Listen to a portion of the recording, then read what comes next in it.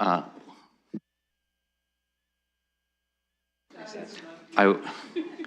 want to note that we have Councillor Stevenson, Pelosa, and Hillier with us online this morning. Councillor Lehman has messaged that he is on his way, and that is where we stand. All other members of council are in chambers. We do not have Councillor Ferreira or Councillor Van Meerbergen with us yet. So we are going to resume our agenda. I do want to, before we begin, take just a moment to ask colleagues to please, through the debate, choose your language carefully and consider whether or not something is a point of privilege. I reviewed yesterday's first section of this meeting, and we spent 20 minutes in a 2.5-hour debate on points of privilege, which might have been less if, and I'm sharing this from reviewing the video, if we had let a councillor complete a sentence.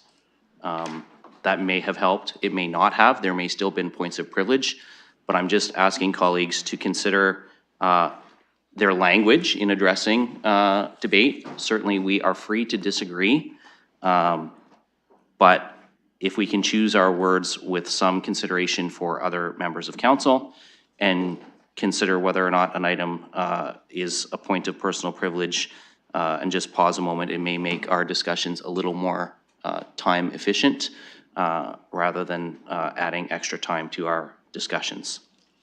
So with that, we are going to start where we left off. We are in items for direction.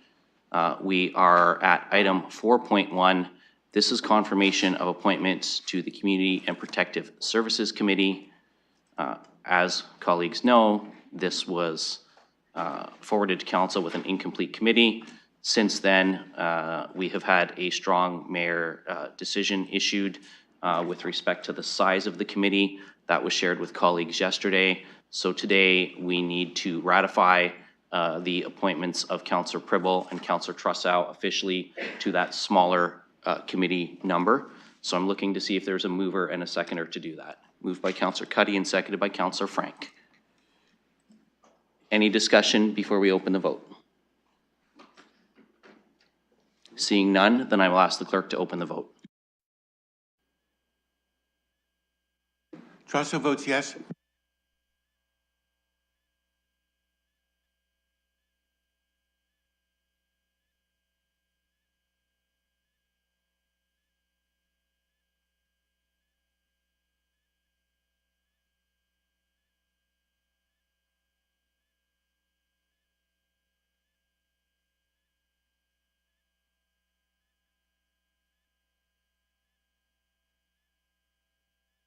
Lehman votes yes.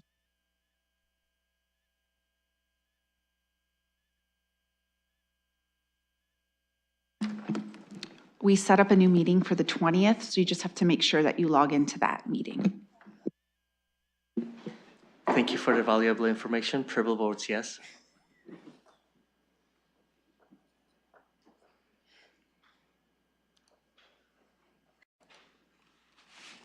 Councillor Pribble, your microphone. Your microphone. Closing the vote, motion carries 14-0. Thank you, colleagues. And as you'll note from the vote count, Councillor Lehman has now joined us in chambers and Councillor Van Meerbergen has joined us online. Our next item is 4.2. This is consideration of appointment to the Court of Revisions. This requires one new member. You did see in your application package that there was one application for that position. So I'm looking now to see if there's a motion to appoint that individual or other direction. Councillor Cuddy, moving to appoint. Is there a seconder for that? Councillor Hopkins, thank you. Looking for any discussion. Councillor Frank. Thank you. Does this mean that I would step off this committee because I was filling a vacancy, and I'm just wondering if now I leave? We will go to the clerk for that, but I believe that is accurate. Through the chair, yes, I believe that's the case, so we'll confirm that. Councillor Frank. In that case, I just want to thank the other committee members. I think we did a great job at the one meeting I went to, and I'd like to thank Ms. Hertz for joining that committee. Looking for any other discussion? Seeing none, then I will ask the clerk to open the vote.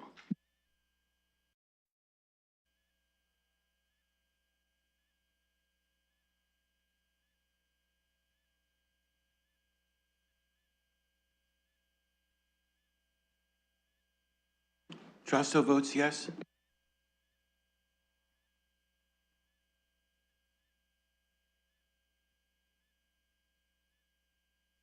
Closing the vote, motion carries 14-0.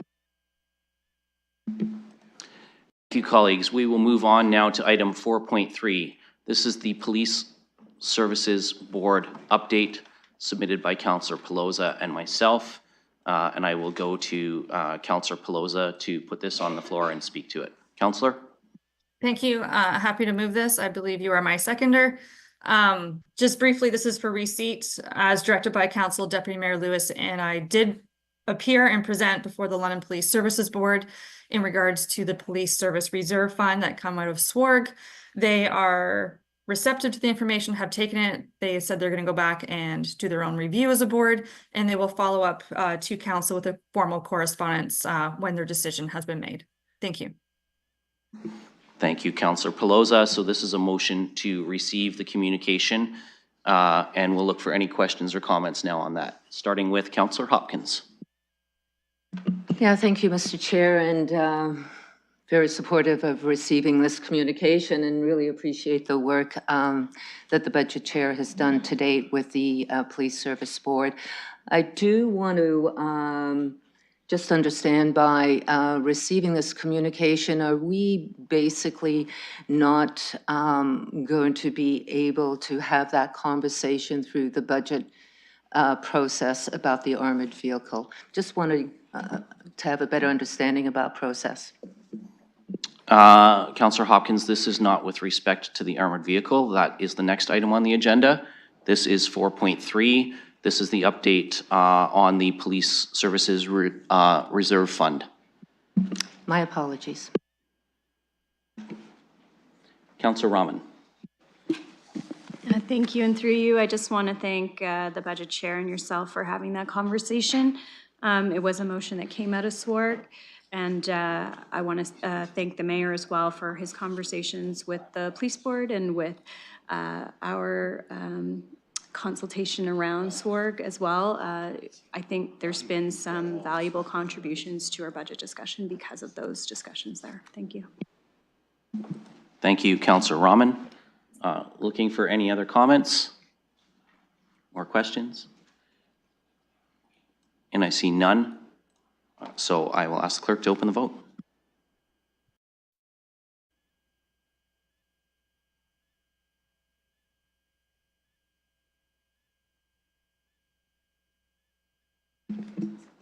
Closing the vote, motion carries 14-0. Okay, moving on, item 4.4. This is the submission from Councillor Pelosa with respect to the police vehicle and equipment requirements. And Councillor Pelosa, I will again go to you to put this on the floor. Thank you. I'm happy to move it. I believe Councillor Lehman is my seconder. Just so you can get that verified, and then I'll speak to it. Councillor Lehman? Yeah, I'll second that. Councillor Pelosa, you have your Thank you. seconder. Go ahead. Thank you.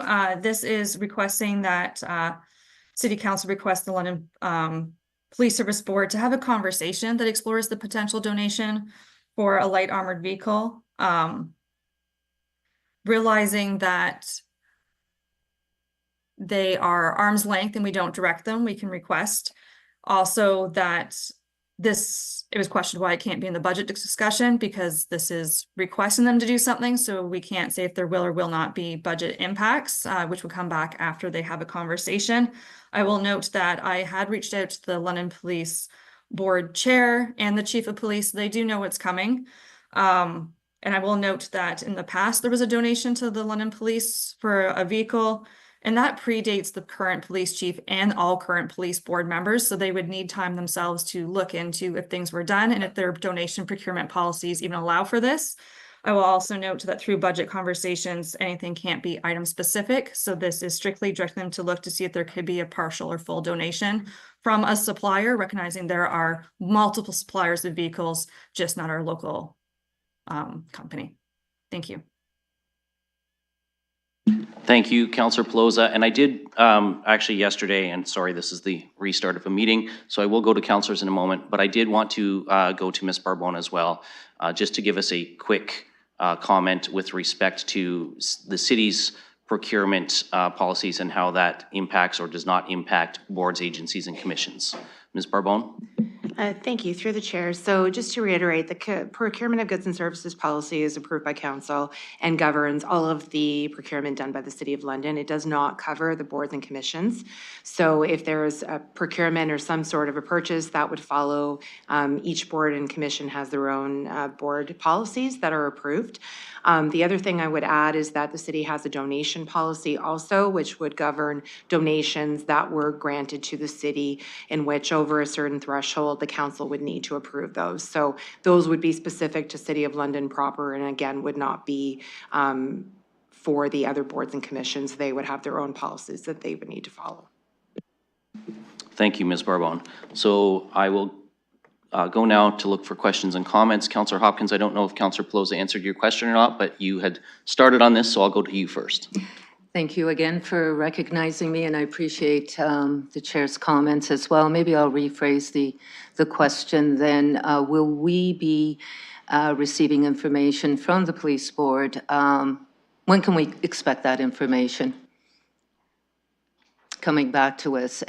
Just because we are going through budget proceedings at the moment, and just curious to know when this will be coming back to us.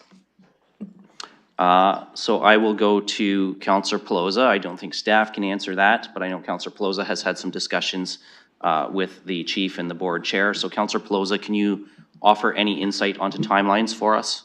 Yeah, I will note that anything through council at committee still has to go through our council for a final approval, and then onto their board, and then onto their agenda for the next meeting. So if you're looking for timelines, I would say it's outside budget deliberations. So anything that a person wants to discuss in regards to immediate changes to the London Police Services budget is in order for Thursday, and not contingent upon this, as it will be a while before they have that conversation and they decide if any action they want to even have that conversation, if that helps, that this is separate from budget on Thursday. Councillor Hopkins? It does, thank you. Looking for any other questions or comments? Councillor Lehman? Thank you. And I'm speaking now as a councillor because, you know, as we all know, we wear different hats. I'm on the board as well. I want to thank, first of all, I want to thank Budget Chair Pelosa for bringing this forward. And I'm going to be advocating for this at the police board because I believe, and I can't speak, well, let me do speak for the police board members. We're not immune to the concerns of the community. We will continue to support 100% the four-year strategy plan for the chief to make this city safe, and his not getting into his operational issues because that's the purview of the chief. That being said, we as a board and myself personally, job one is to, within that parameters of making this city safe, will be very vigilant in looking for efficiencies, as I hope the other boards and commissions are as well. So for me, this falls under that that frame. I hope other boards and commissions will also look outside the box for other ideas that might come forward from council to look for efficiencies in their operations as well. In regards to the budget concern that Councillor Hopkins raised, I'd like to remind the council that the police is taking out of the reserve fund, $850,000, to put in their contribution for the upcoming year. And that's coming out of the reserve fund because I think that shows the confidence that we are taking actions internally again to find efficiencies, of which this vehicle is part of that. It's not going to be one big, huge thing. It's a number of small things that we do within the city as well with our staff, constantly looking for efficiencies to do things better with more value to the taxpayer. Well, one final thing, there was a comment made last night that somehow there's no transparency regarding the budget and the reserve funds. And I'd just like to remind councillors that the budget and reserve fund information is public knowledge. So at any time, that information is available. So that for those reasons, I'm seconding the motion. Thank you, Councillor Lehman. I have Mayor Morgan next. Yes, I'll add to some of the comments that others have made. First off, I'm supportive of this motion, and I think there's a couple of ways to pursue this at the board level. One is to seek the possibility of donations, and I think that's something that many organizations are interested in, and where they're possible. It has been possible in the past. I'm not sure about whether it would be possible now, but I think it's worthwhile to investigate. But I think this is also echoes, and I'm speaking as the mayor and a sitting member of council.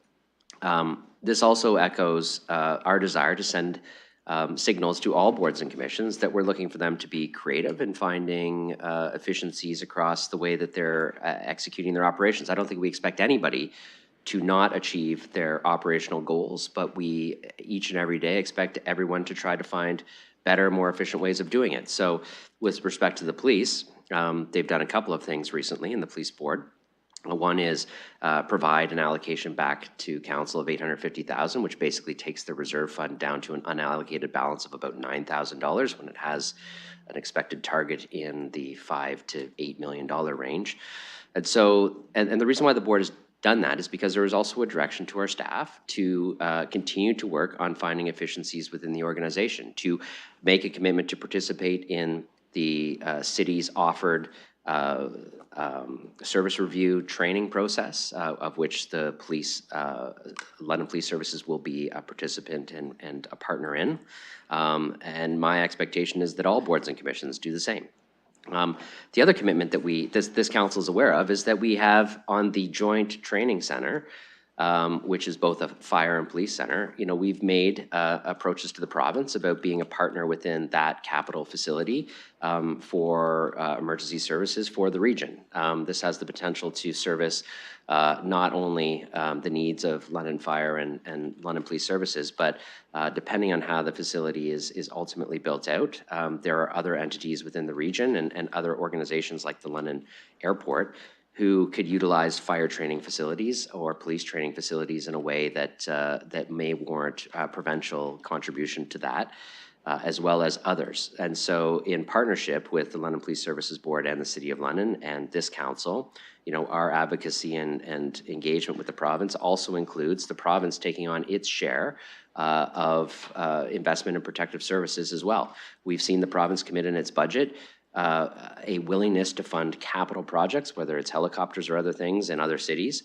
There's no reason why we can't continue to have a productive conversation with the province on these items as well. And so that includes not just the training center, but I see us as potentially including capital projects like this in those provincial discussions potentially as well.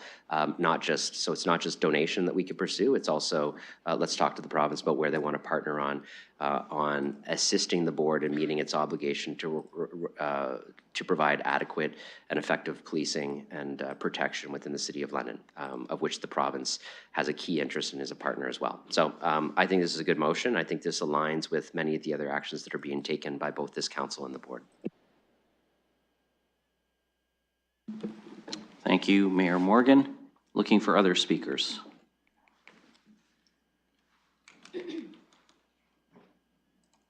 Seeing none, I will ask Councillor Rotman to take the chair. I'm just going to offer a couple brief comments. Thank you. Go ahead. Thank you, Madam Presiding Officer. Through you, I'm supportive of this motion. I think that there's always value in looking at other ways to do things with respect to particularly when a board or commission can get something that, quite honestly, through the city's procurement and donation policies would be difficult to obtain. I think that this is a good step forward. I'll just add that, you know, this is pretty consistent with the conversation that Budget Chair Pelosi and I had at the board with respect to their reserve funds. And I will say that, you know, I think all boards and commissions are doing this. I know that the mayor mentioned the service review. I know that LMCH has had a discussion about participating in that as well. Certainly the information we heard from Mr. Dickens yesterday with respect to the Extreme Clean program has opened up a conversation between Life Stabilization and LMCH about how that might apply to tenants in LMCH buildings as well. So this sort of ask of the boards to look at different ways to do things, I'm happy to do. Of course, should a donation come in with this, I would hope that the board, just as they have done with the contingency fund or the reserve fund this year, returning it to us, I hope that they would do the same thing in that regard. But I will just add that this and the previous item, very positive steps. But it certainly, to echo Councillor Lehman, has not changed, and nothing that I heard last night has changed my support in regard to the chief's 4-year plan to operationalize and modernize our police services. So happy to support this. I hope that this is something that other boards and commissions are looking at in terms of their opportunity to bring things in through a different door than asking council for money as well.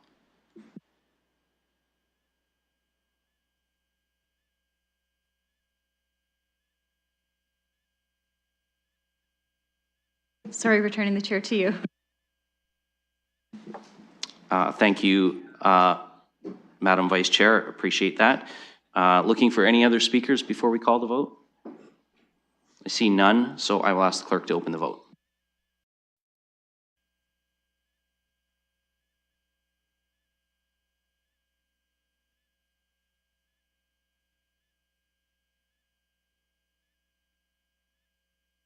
Stevenson votes yes. Closing the vote, motion carries 14-0. Colleagues, moving on, our next item is 4.5. This is the motion from Councillor Rahman and myself with respect to community advisory committees. We did have a request for delegation status. Our delegate is not online and is not here in chambers. So we will, with respect to that, simply move to receive his communication as part of where we land on this item. I know Councillor Rahman had indicated, because we also have a communication from Mr. Levin, and in response to that, there was a slight change in a couple pieces of language to what was circulated. So I'll go to Councillor Rahman to put the motion on the floor that she communicated. Thank you, and through you. So the motion would be an e-scribe for us with some small tweaks to the language. One with respect to the maximum number of voting members for a community advisory committee to work with those groups to amend that number in the terms of reference is just included as well. And then with respect to E, the Ecological Community Advisory Committee, to change the date from Q3 2025 to Q2 2025 as outlined in Mr. Levin's letter. Thank you for outlining those changes. So those are in e-scribe. Sorry, they're not. The clerk is just going to make those changes. So bear with us for just a moment.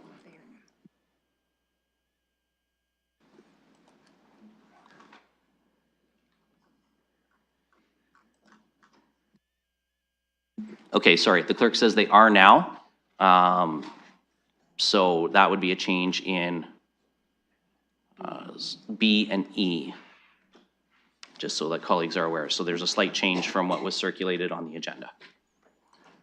So that's been moved by Councillor Rahman and seconded by myself. And so we can now look for speakers to the motion.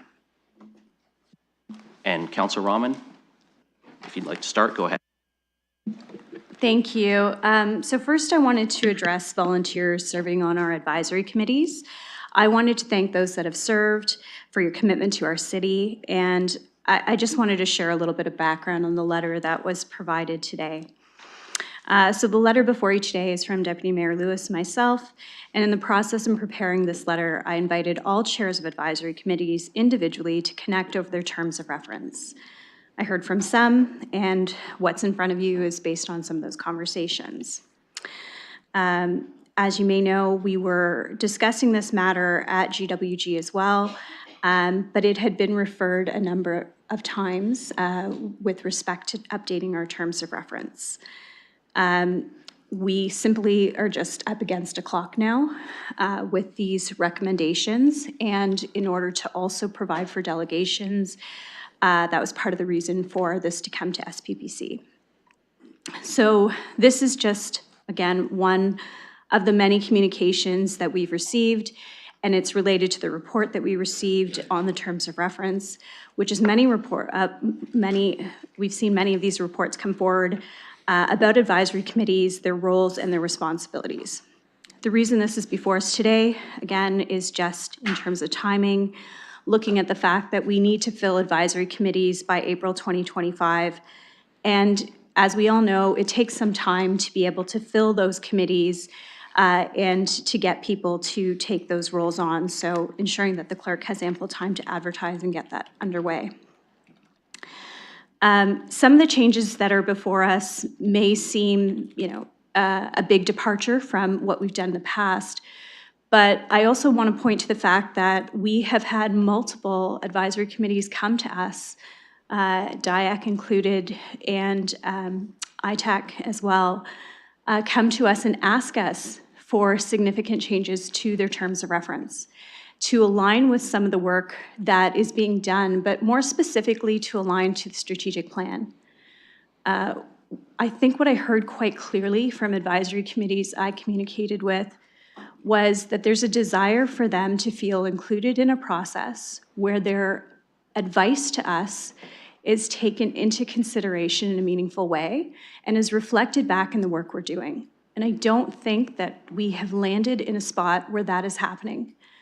In fact, what I see happening is that we're getting advice on things that, frankly, we didn't ask for as a council. And so that advice comes to us, and oftentimes it's not something that we're dealing with.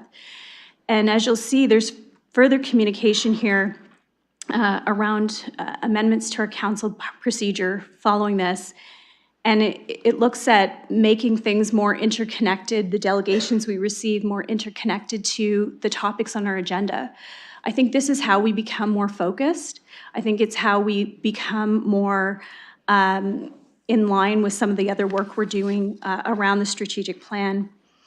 I also think that our advisory committee structure, there were almost two versions. There were citizen committees that were very much made up by representation of the community and somewhat of an expert lens committee as well. And so you'll see some of those more expert lens committees or those that have more maybe knowledge in certain areas coming in as working groups or coming in as advisories in a different way to staff versus coming to council with that advice. And lastly, I just wanted to say that we have a motion at GWG as well around new ways to engage, using strategies like Bang the Table, looking at best practices derived from places like Winnipeg to strengthen citizen feedback. So when we have advisory committees and we're not completely utilizing all that knowledge at the table, sometimes it feels like we're ticking a box, like we've got the advice that we need. But I actually want us to broaden and really look at opportunities for more meaningful engagement from the community. And I think that there are ways to do that, but it means that we need to look at new strategies. So I hope this opens up a conversation for us today, and I ask for your support. Thank you, Councillor Rahman. Looking for other speakers.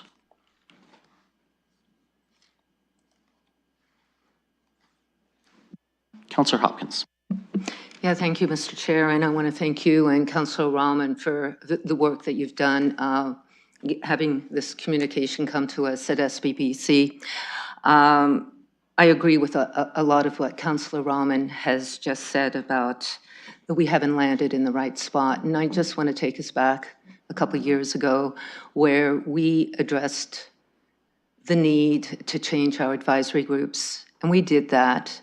I don't think the advisory groups themselves are happy where we have landed, and we can do a better job. And it was on a working plan, a governance working group. I do have a quick question through you, Mr. Chair, just to clerks, because I did hear from Councillor Rahman that we are under a clock here to get things done. And I know in the past we have we need to get our vacancies filled. In the past, we have also extended terms for our members. So through you, just wanting to ask clerks if that is still a possibility. Well, let's go to Ms. Corman on the timelines that the clerks need to meet in order to meet the end of term. In November 2023, the term was extended to April 1st, 2024. So in order to get the recruitment started, we are going to advertise the first week of January. So we need direction prior to that date. Councillor Hopkins. Thank you for that. So we have to make a decision before January 1st. Is there a possibility that we can extend the terms of committee members right now, given that the changes in this communication is April? I can go to the clerk. As she indicated, they've been extended once already. Clerk Corman. Yes, through the chair, that would be at the direction of council. Councillor Hopkins. Thank you for that information. So I think that's important to know that we do have the ability to extend members on these committees. I have spoken, and I really want to applaud Councillor Rahman because there was a lot of work that went into this communication. And I too have followed up with some of the chairs, and I get a sense that we may not be including them as we did in the past when we make our changes. And there is an opportunity to do that. So I would like to put an amendment on the floor that the communication dated November the 6th with respect to the community advisory committees from Deputy Mayor Lewis and Councillor Rahman be referred to the next meeting of the governance working group. I understand we just did cancel next week's governance working group, but you know, I'll leave it open to that amendment. And I think it's really important. So, Councillor, before you start to speak to rationale, we need a seconder for the referral. Okay, Councillor Trussow has seconded, so now if you'd like to continue.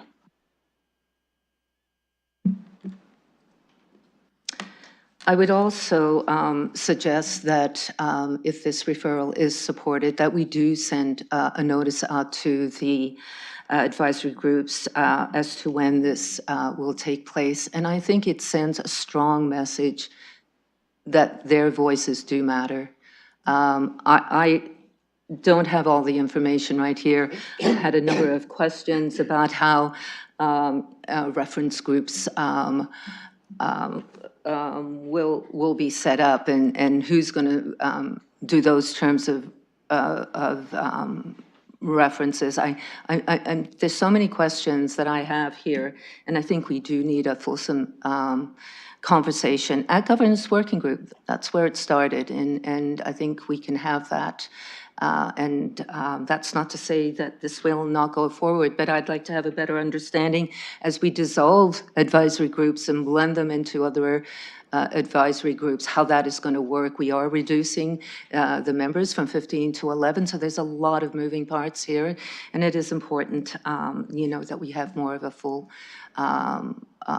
conversation at the governance working group with the information coming back to us from the advisory groups as well. So that is my referral. It's on the floor. Thank you, Councillor Hopkins. Looking for speakers to the referral. Councillor Trussow. Before I speak to the merits of the referral, which I'll be supporting, I want to note that Mr. Samuels is in the room, and he did request a delegation status, and I think it would be appropriate to hear from him at this time. Well, Councillor Trussow, I'm going to rule that out of order because there is now a motion on the floor moved by a member of council. And a motion has to be dealt with before we entertain other directions. Well, the problem I have with that, Mr. Chair, is that his delegation speaks specifically to the motion, and I'm sorry he was delayed in getting here, but I don't think it should prejudice him to the point of losing his ability to make his requested delegation before this committee. So I would like to ask this committee to indulge Mr. Samuels and allow him to make his presentation because it is germane to what's on the floor. So, Councillor Trussow, there's a referral on the floor which takes precedence over everything. Then there is a motion on the floor. I've given you my ruling on that. I will add that while I appreciate that circumstances may have been out of his control, Mr. Samuels was with us yesterday. He was aware that we were going to resume at 9:30 this morning. And we have a council motion on the floor that has to be dealt with. So that's my ruling on that. Anything that would be any additional actions council wants to take with the motion that's on the floor, should the referral fail, would need to be done after the motion on the floor has been dealt with. That would be my ruling as chair, but referral takes absolute precedent over everything else, and that's what's on the floor right now. In which case, I'll use some time to speak in favor of the referral. Historically, these matters concerning the terms of reference and anything else that has to do with advisory committees, since we've instituted the governance working group, has gone to governance working group first. And I think the reason why we're told we can't go to governance working group is because of a time issue, and I think that's already been responded to. It is well within the ability of this council, if we so choose, to extend the terms. So I'm going to speak in favor of the referral because I think asking that committees be dissolved and folded into other committees is something that needs to be discussed not only at the governance working group, but the individual advisory committees should be given the opportunity to comment on it. And it might be that we get very different responses from different advisory committees on this. And from looking at the added communications, we can see that that is indeed the case. Even though Mr. Samuels is not going to address this before we vote on this, we have received his comments, and it's the same thing. So in light of the fact that this council does have the ability to extend the terms of committee members, I see no reason why this could not be referred to the governance working group. And I know that there is a desire to make change, but I think that we're making a big mistake if we do not include all of the advisory committees in this discussion. We'd be sending a signal that despite the fact that we say we really appreciate volunteers, we'd be sending out quite a contrary a signal. We appreciate your service, but without even talking to you, we're going to dissolve your committee. There are very serious questions that have been raised about whether or not it would make sense from a policy point of view and an efficiency point of view to fold, for example, the Animal Welfare Advisory Committee into another committee because of the very, very specific nature of what they deliberate on. And it does not appear as if they have been consulted on this. So I feel very strongly that we should refer this to the governance working group. There is no prejudice whatsoever to any legitimate interest if we do that. And I'll defer, I'll save the rest of my time, but I'll defer to my other colleagues to comment on this. Councillor Cuddy, I'd seen your hand up. Did you want to speak next? Thank you, Chair, and through you, I'll be voting against the referral. Councillor Rahman made it very clear, very concise, why we need to dissolve these committees, and I'll be supporting that motion. Thank you. Looking for other speakers on the referral. Councillor Rahman.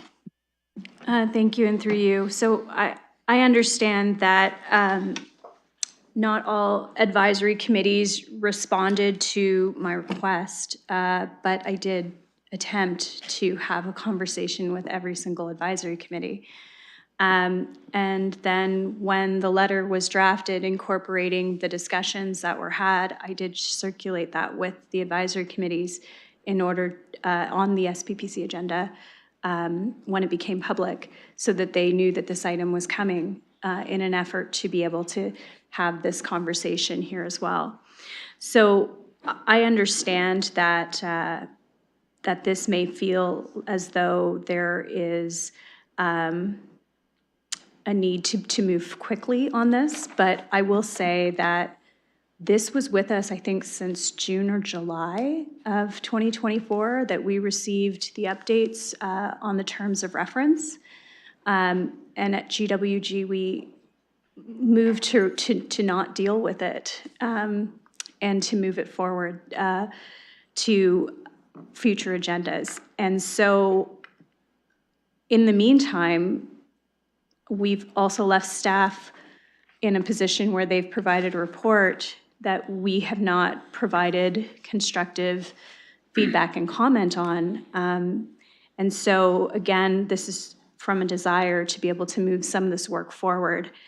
I really do feel like as we were making changes to our standing committees to be more efficient and to make sure that we were maximizing utilizing time well, that this is just simply a follow-up to that to make our committees more efficient. And 2 years in, I think we have a pretty good handle on how we're interacting with the reports we're receiving from advisory committees. And so that's something that I reflected on. I hope others will as well.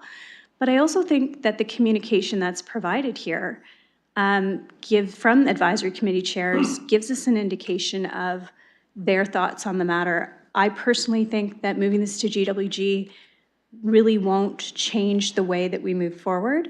And for that reason, I won't support the referral. Thank you, Councillor Rahman. Looking for other speakers on the referral. Seeing none, I'm going to go to Councillor Lehman to take the chair as it's Councillor Rahman's motion on the floor.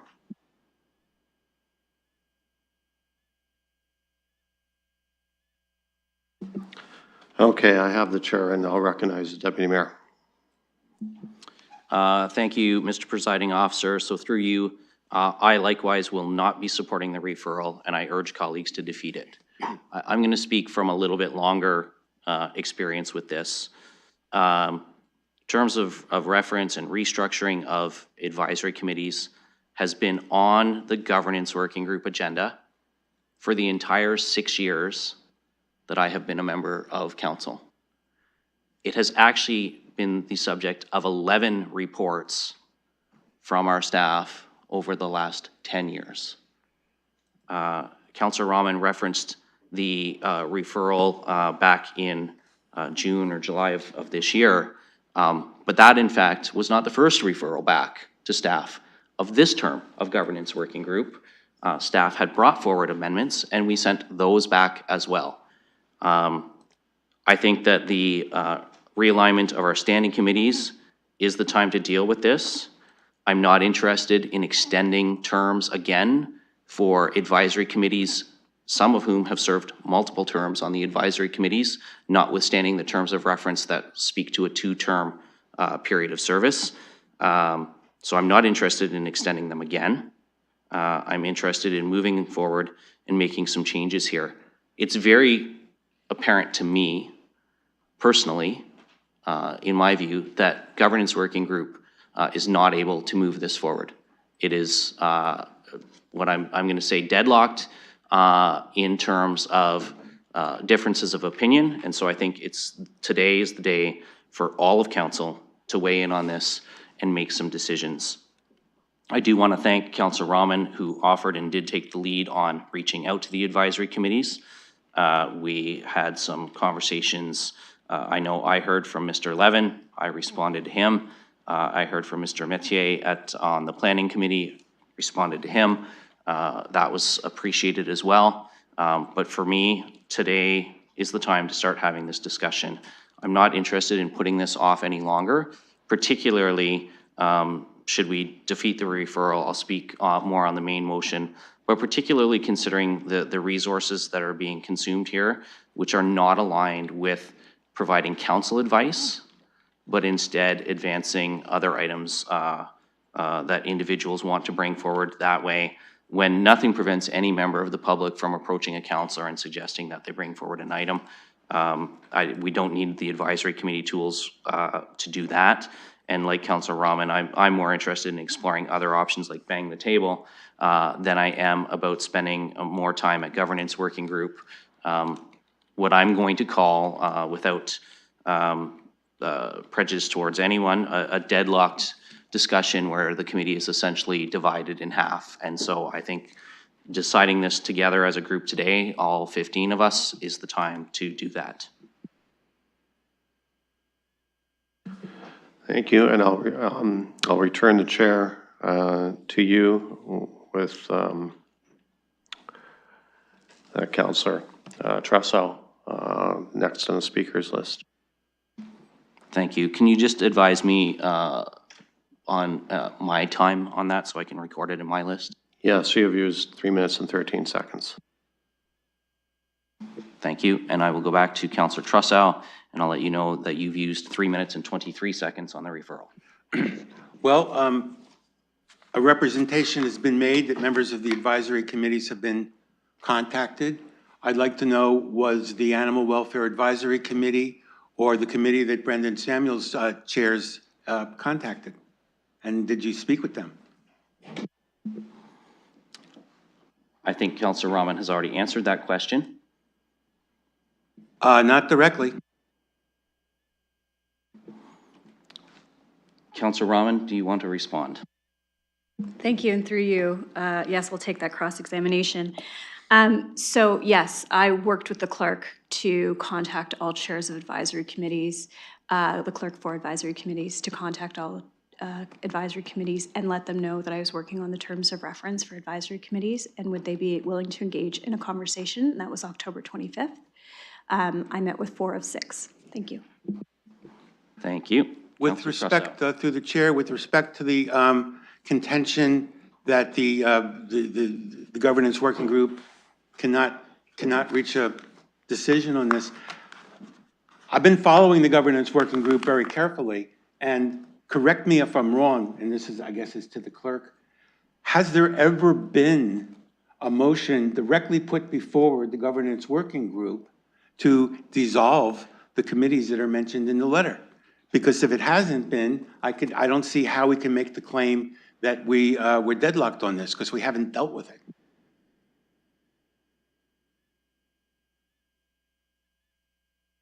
That's a pretty vague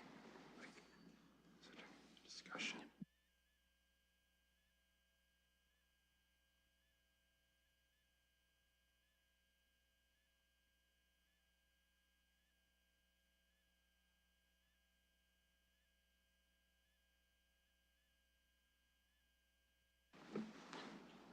Counselor Trussow, the clerk is asking for clarification on your question with respect to, are you asking if a discussion has been had at governance working group, or if you're only interested in the specifics of whether a motion has been put forward? Well, I'd like to start with the question of whether or not a motion has been put forward, because I don't see how we can say there's a deadlock if we haven't had a motion dealing with what we're presumably deadlocked on. So yes, has there been a motion on, to the governance working group in the last year regarding, regarding suspending, dissolving, removing any of the advisory committees? Thank you. Through the chair, the last major direction was, as Ms. Corman indicated, there was a report that came in, I believe, March. That was deferred several times. I'm not aware of a specific motion relating to the specific wording in the letter before you regarding dissolution of the named committees. Thank you. That's very helpful. I will reserve my other comments for the discussion on the merits of this should the referral fail. Thank you, Councillor Trussow. Councillor Frank. Thank you. I'd originally thought I'd support the referral because I wanted more debate of this, but to be honest, I appreciate the work that Councillor Rahman has done in meeting with advisory committee chairs. I don't know if any of us have the perfect solution to how to deal with this, which is why it's stuck around for so long. So I appreciate the work between meetings and having those discussions. I don't know if this is the perfect solution, but I think given how much time we've spent on advisory committees, I'm willing to move forward with these recommendations. And I would love to see some more tweaks as people come up with ideas of, you know, maybe this didn't work, maybe we need to bring it back, maybe that was a terrible idea. But I think right now we aren't doing really anything, and it's clearly frustrating some of members of council, it's clearly frustrating for members of the advisory committees. So I'd rather try something new and see how it goes. So I'm okay to move forward at this point, although I originally, like I said, thought I'd want to refer it for more debate, but I don't know what else I would add because I don't have any brilliant ideas. So I'm at this point not going to support the referral. Thank you, Councillor Frank. Looking for other speakers. Councillor Hopkins. Do I have any time left? I just want to wrap it up. So you have 55 seconds. I think I can do that in 55 seconds. So I am looking to each and every one of you to support this referral. It will send a strong message to anyone wanting to volunteer on our advisory groups that their voices matter. That's not to say we can't improve terms of references, we can't do a better job, but it will send a strong message to the public that their voices do matter. It's that simple. Thank you, Councillor. I have no one else on the speakers list, so I will ask the clerk to open the vote on the referral.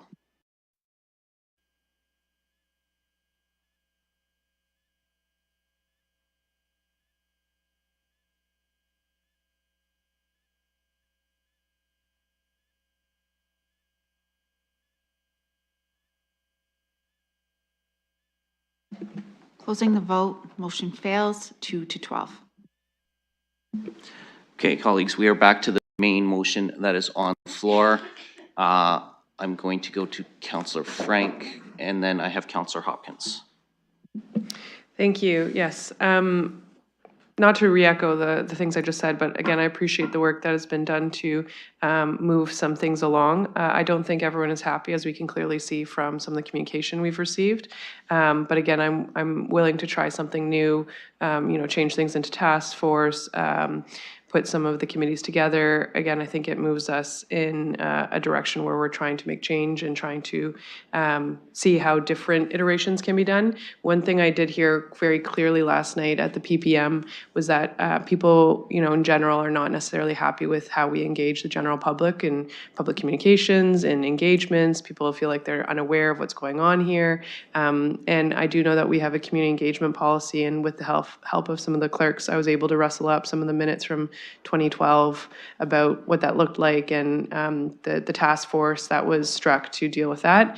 I know it's not on the floor right now, but I think having heard what we heard last night at the budget PPM, having read the letters that are attached to this motion from the community, I do think we need to revisit how we are doing engagement and do a better job of it. So all to say, I'm going to be working on some sort of motion, I guess, to come to SPPC or governance working group regarding our community engagement policy. I know it was reviewed in 2021 last, but I do think that we still are not clearly meeting the needs and how we're engaging the community. So again, I don't think this makes everyone happy, but I think that it moves us forward, and I'm interested. I guess the only question I had through the chair was to staff, actually. With the DIAC request, I'm wondering if there's any negative impacts, and if that's one of the advisory committees that is mandatory, or if that's just an optional one. So I would love to hear staff's perspective on pausing that one and the recommendation, if possible. So first, I'm going to go to the clerk on what advisory committees are mandated legislatively. Mr. Schulthess. Thank you, through the chair. DCAC is not one of the mandated advisory committees. However, the Accessibility Advisory Committee is pursuant to AODA, along with planning. Every municipality is required to have an advisory committee with a planning component. On the heritage aspect, under the Heritage Act, that advisory committee, if a municipality has a heritage advisory committee, they're required to consult with them. But if they do not have one, then that obligation is not there. Those are the mandated committees. DICAC is not one of them. I hope that answers the question through the chair. And with respect to its impact, Ms. Datersbeer, ARAO reports through you, so whether you or a member of your team want to respond. Through the chair, we are comfortable with the resolution as it's put forward there. We'll be working with the clerk to support that. I'm happy to provide any additional information if you require it. Councillor Frank? No further information at this point, if that is staff's opinion.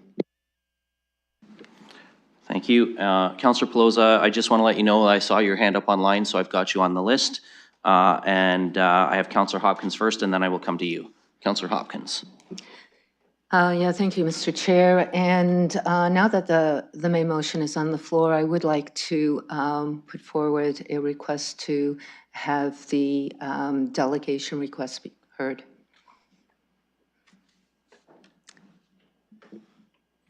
So, Councillor Hopkins, as I indicated earlier, I'm ruling that out of order because there's a motion already on the floor. A motion for delegate status typically be dealt with before we put motions on the floor, just as we do at our other standing committees. While Mr. Samuels can certainly communicate to us in writing ahead of council, my ruling on, as I indicated to Councillor Trussow earlier, is that the delegate request would be out of order while there's a motion on the floor. You could move it after this is dealt with, and that would be in order. But that's the direction as chair that I would provide in terms of a ruling, and I'll return to you. Thank you for that clarification, because we did have a referral, and you spoke that it would be out of order. I wanted to make sure that we could not do it when the motion now is on the floor, and I will be seeking a request to have the delegation heard after this motion is dealt with. Okay, thank you for that. Councillor Pelosa, we have you next, and then we have Mayor Morgan. Thank you, Mr. Chair. Just a question on this one in regards to some advisory committees being dissolved and a reference group, the ecological reference group being struck, and the mobility and transportation working group. So a reference group and a working group, just looking through you to see what would be the number of members on this. This motion references that Community advisory committees have a maximum of 11 voting members, looking to see what the composition of membership would be on a reference group and the working group. Certainly. So we can go to, we're going to have to go to two staff on that because Mr. Mathers would be the reference table. And then Ms. Scher, similarly with regard to the master mobility plan working group, similar to the former BRT working group, I think that would fall under her. So I'm going to go to Mr. Mathers first, and then we'll see what Ms. Scher has to add to that. Mr. Mathers. Through the chair, for our various reference groups, it very much depends on the needs of the group at the time and what they're evaluating. So it may increase or decrease. Some of the groups are actually open to participation from anyone that's interested, and some are very much defined based on the feedback that we need at the time. So there is some flexibility as far as the sizing of the group. And we would really base that on what is being reviewed by the committee at that point. And Ms. Scher, with respect to a working group on transportation on the master mobility plan? Thank you, Mr. Deputy Mayor. We have not actually engaged a working group model previously with respect to the master mobility plan. Generally speaking, we're looking to connect with a broad range of Londoners. Those can be from institutional, industry groups, as well as everybody who's interested in having a conversation about how we move people and goods around our city. We would have to look at what the terms of reference would be for that working group as it's drafted. I haven't had any further conversations to elaborate what that could be. Thank you for that. And Councillor Rahman, did you want to comment on that as well as the mover? Thank you, and through you. I think there's opportunity with staff to come back with recommendations for those numbers, specifically for F. Again, it's something that we're contemplating as we move into the master mobility plan process. What we heard from ITCAC was that they thought that their group even needed to constitute more community partners, more of those involved in transportation at large. And so there were some recommendations in terms of who they thought should also be at the table. And this was a way to kind of allow for broader voices to be part of a conversation around how we move. So I'll look to staff to bring that forward as the terms of reference take shape. Councillor Pelosa? Thank you. Generally okay with those. So I know the Rapid Transit Implementation Working Group is just strictly councillors. During the first term of council, as I was vice chair of that, and it dissolved as we moved into other things. Generally supportive of all the attached. Just my only concerns would be as the terms and reference comes back. Just want to make sure that it highlights ideally what the membership numbers would be on it, just so we know. And highlighting that the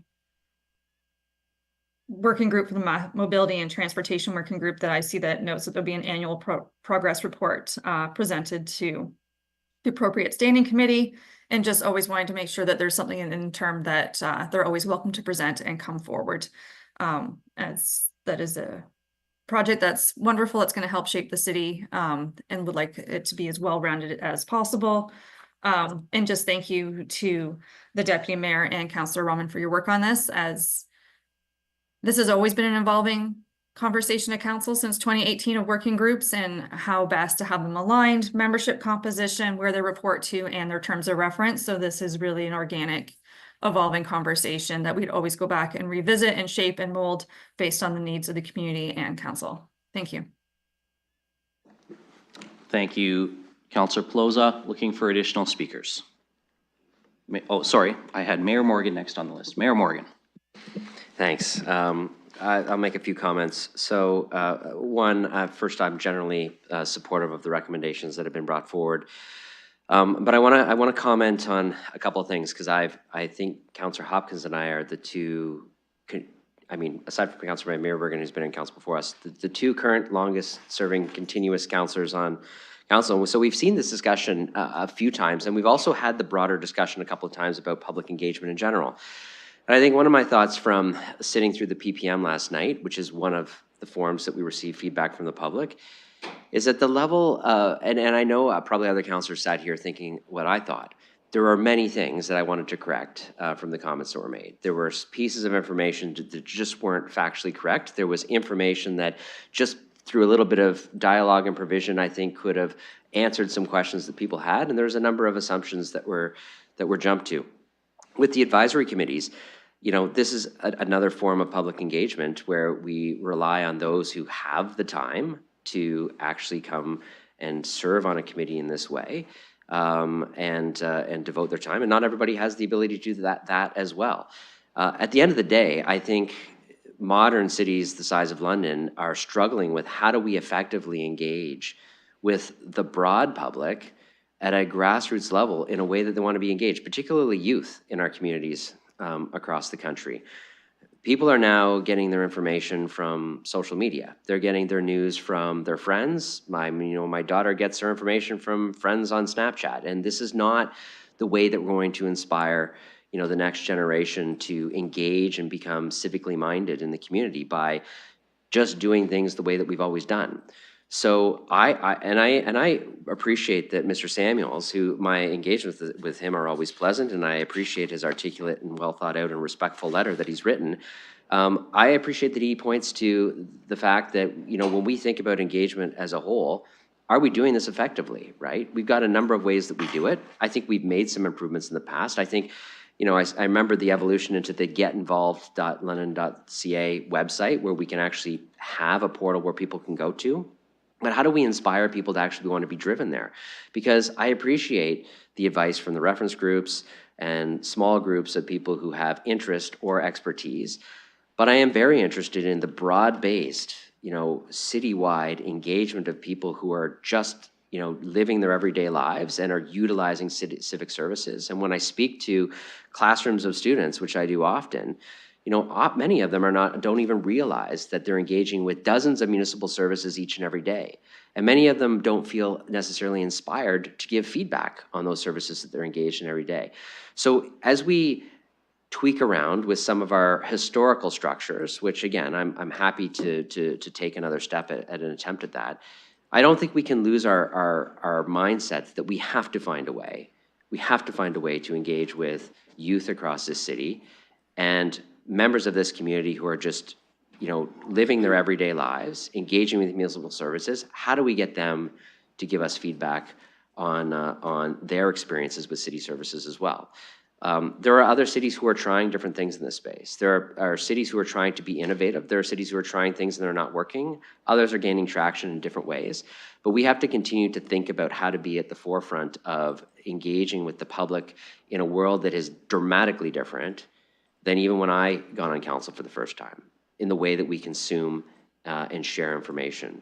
So I'm happy to support this recommendation, but I think like Councillor Frank said, and like others have said, we got to think about public engagement from a much wider perspective than maybe historically we have through PPMs, advisory committees, online portals. Like, how are we going to actually engage en masse and inspire people to be civically minded and share their feedback on really critical government services that they interact with each and every day, every time they walk out their front door? So I'll support the recommendation. I look forward to the continued conversation about how we do this in a much wider way across the community. Thank you, Mayor Morgan. Looking for other speakers. Councillor Trosao and then Councillor Pribble. So what I think I'm hearing through the chair is we need to improve the work that we do in engaging the public. I fully agree with that. Because one of the main complaints that I persistently hear, and we're more than halfway through our council term now, and we started out with a commitment to being more open, right in our strategic plan. But to think that the way we're going to improve civic engagement is by abolishing or dissolve, whatever word you want to use, or folding into other committees, are hardworking, and yes, albeit controversial, advisory committees is an abomination. And I don't think members of the public are going to appreciate this, Yes, let's improve the Get Involved site. Yes, let's improve our tables. Let's improve a lot of different ways for getting involved. And I'm speaking as a former chair of an advisory committee. An advisory committee that at the time was very controversial, and an advisory committee which was subsequently abolished. I think it's a mistake. I think it's a mistake to take away one of the historical avenues that people have to engage with the city. Come down to City Hall or go online and talk to people who, while they're not counselors, they're members of advisory committees. When we look at the history of people who have served on advisory committees, it's a very proud history. Many of the people who have served on advisory committees have gone on to serve on council, including at least 2 people sitting at this table right now. Maybe more. I might be missing somebody. But this is a historic mistake, and I don't think the public is going to appreciate having this taken away from them. I don't think people who are concerned about their yards, about the environment, about wildlife, about companion pets, are going to appreciate this. Because when you look at the history of what some of these advisory committees have done, and I'm speaking about two who are being dissolved or folded into something else.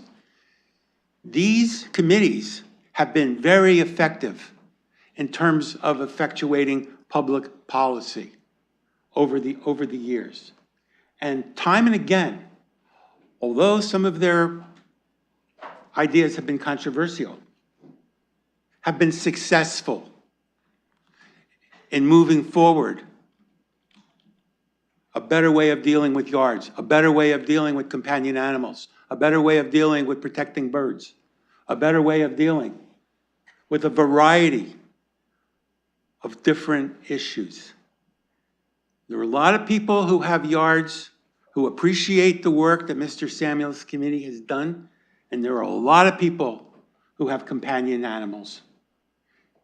And I really hope that this council reconsiders this. I can see where the vote is going. I think this is a mistake of historic proportions, and it is not a small issue. And I'll leave it at that. Councillor Pribble. Thank you. During this term, which is, as I just found out, is just over 2 years, I've been attending various advisory committees. And I have to say, the people attending and putting their input, their feedback at the committee meetings, very valuable. I learned a lot from them, and I thank them for spending the time. During the 2 years, and I really honestly can't say that many of them have not been effective. And I'm going to tell you the reason why is we receive their minutes from their advisory committees, and it states we discuss point A, but it doesn't even tell us if they were supporting point A or if they were not. So actually the information we were receiving, it really wasn't, I can't see how it was valuable. And I was actually very disappointed because I was at that meeting and there were some really good points, and I always say it made me help me see the other side of the coin. So my frustration was that I didn't see these committees. They worked hard. They had very valuable feedbacks. I'm not going to say all the time. And there were frequently that I did not, it's not that I always agreed with them, but the effectiveness and efficiency, I don't believe it was there. Why? Because it didn't make it to the horseshoe, either standing committee or the council. What I see in front of us, I see it as a strategic change. And I believe that, again, it's not that, I don't want to send out a signal that the voice don't matter. No, we are looking for something which is going to be more practical, less theoretical, and let's receive the input based on this strategy. And I think this doesn't have to be coming out that their voices don't matter. No, not at all. We have been listening to them, and two fellow councillors, they came up with this strategy, which I believe will be more proactive. And let's get everyone behind it. Let's get the people who were involved at these committees. And yes, we did listen to you. We made the changes. We actually want your voices to be heard at the standing committees and at the council. And I believe this will give us the opportunity, if we take the strategy and if we make the implementation plan correct. Thank you. Thank you, Councillor Pribble. Councillor Hopkins, you did have your hand up. Councillor Frank has indicated she'd like to speak as well. She also has to excuse herself at 11 a.m. for an FCM meeting. So if you're okay with letting Councillor Frank go first, Councillor Frank. Thanks. Yes, I don't have anything else to the debate. I just wanted to let everyone know I have to go chair an FCM meeting. So good luck with the rest of the meeting. Thank you, Councillor Frank. Councillor Hopkins. Yeah, thank you. And I just want to speak to the main motion. And, you know, advisory groups, ever since I've been on council, have been a conversation. We've never got it right. I think the advisory groups have understood that we could always improve, but there was a process that was in place to have the conversations. The mayor sort of reminded me of where we've been and how we've gone through the changes. And, you know, at one time we used to have a youth advisory group even. Somehow these things have changed and we've evolved to what we have, which is not perfect. I agree, some of these changes may be for the better. But as we speak about advisory groups and the importance and the need to do better when we look at public engagement and how we communicate, we are not setting the example. We're not listening to them. It doesn't matter. It's that simple. It's we undertake just receiving this communication and making these decisions. We are sending, I think, a message out there that is going to create a little bit of a concern in the community. So I won't be supporting it. I just feel very strongly that we need to do a better job when it comes to communicating public engagement feedback. That really does matter, and we haven't got it right, and we need to continue that conversation and allow these community groups to be part of that. Thank you. Thank you, Councillor Hopkins. Before I look for any other speakers, communication has come up, which is not necessarily directly tied to advisory committees, but it has been mentioned a number of times by colleagues around the Horseshoe this morning.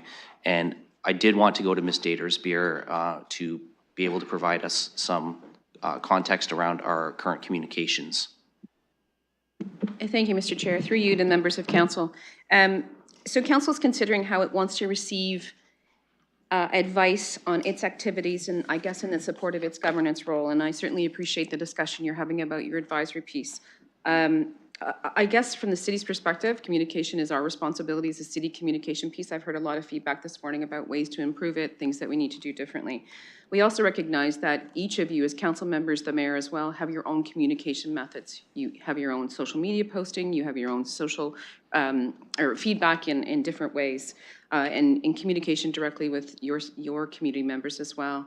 I did want to share that we do have a significant communications a piece of work that we do here at the city. We have many ways that we use to engage with stakeholders in this community. Over the next period of time, under the direction of our Director of Communications, we are looking at revised engagement policies, looking at how we get involved in other activities like that, and developing a communication strategic plan as well. I share that only for the purpose of you understanding the work that we're doing on the administrative side to support communications, and we'll be engaging with you and others to get some feedback about it. I'm hearing a lot today. We want to hear more as well. I just wanted to share that as you consider your community advisory discussion. Thank you, Ms. Datersbeer. Councillor Trossow, you have 1 minute left. Okay, I'll make this really quick. I'd like to make a motion to amend this, to remove the words dissolved effective April 25th and replaced with be reviewed to items D, E, and F. Remove be dissolved effective April 25th in D, E, and F, and replace with reviewed. And I'm looking for a second.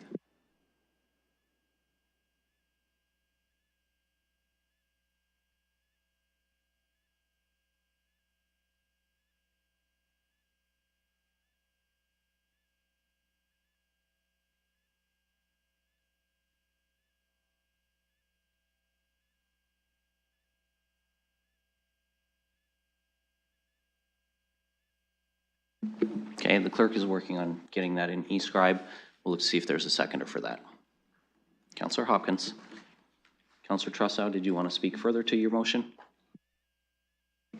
Yes, I think that there are a lot of questions that have not been resolved, and I think that there is no prejudice to the efficient operation of what the advisory committees are going to look like, or this council, or the undertaking of civic administration by reviewing this. So I think that we need to slow this down a little bit and think about it. And I think that this amendment would help us do that. So I'd be looking for support for changing this to review. We'll look for any speakers. I see none. So I will ask the clerk to open the vote on that. Oh, Councillor Hopkins. Yeah, I do have a question through you, Mr. Chair. Are we able to amend a communication? This is a communication. It's not a communication, it is a motion. The communication was the intent to bring forward the motion. The motion is on the floor. Okay, so I am happy to at least receive this information or review it. I think we need to do a little bit more due diligence here and understand the consequences to sometimes some of our decisions. So I am seconding this motion.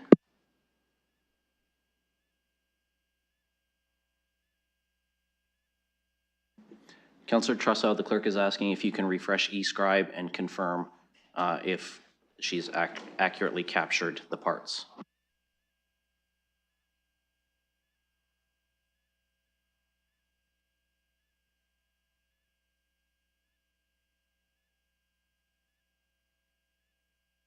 I think for grammatical purposes, it would say effective April 25th would probably be what's being changed as well.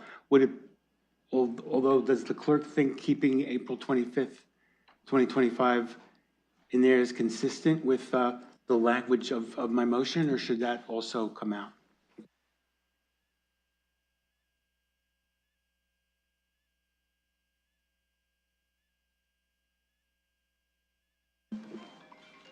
The clerk says that depends on what you want, Councillor. Yeah, well, it can stay in, because I think the review can begin before then.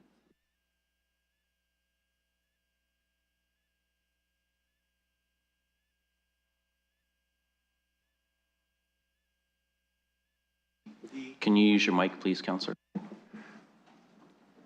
B is amended. No, so it's not B. It's D uses the word dissolved, E uses the word dissolved, and F uses the word dissolved, not B. Thank you.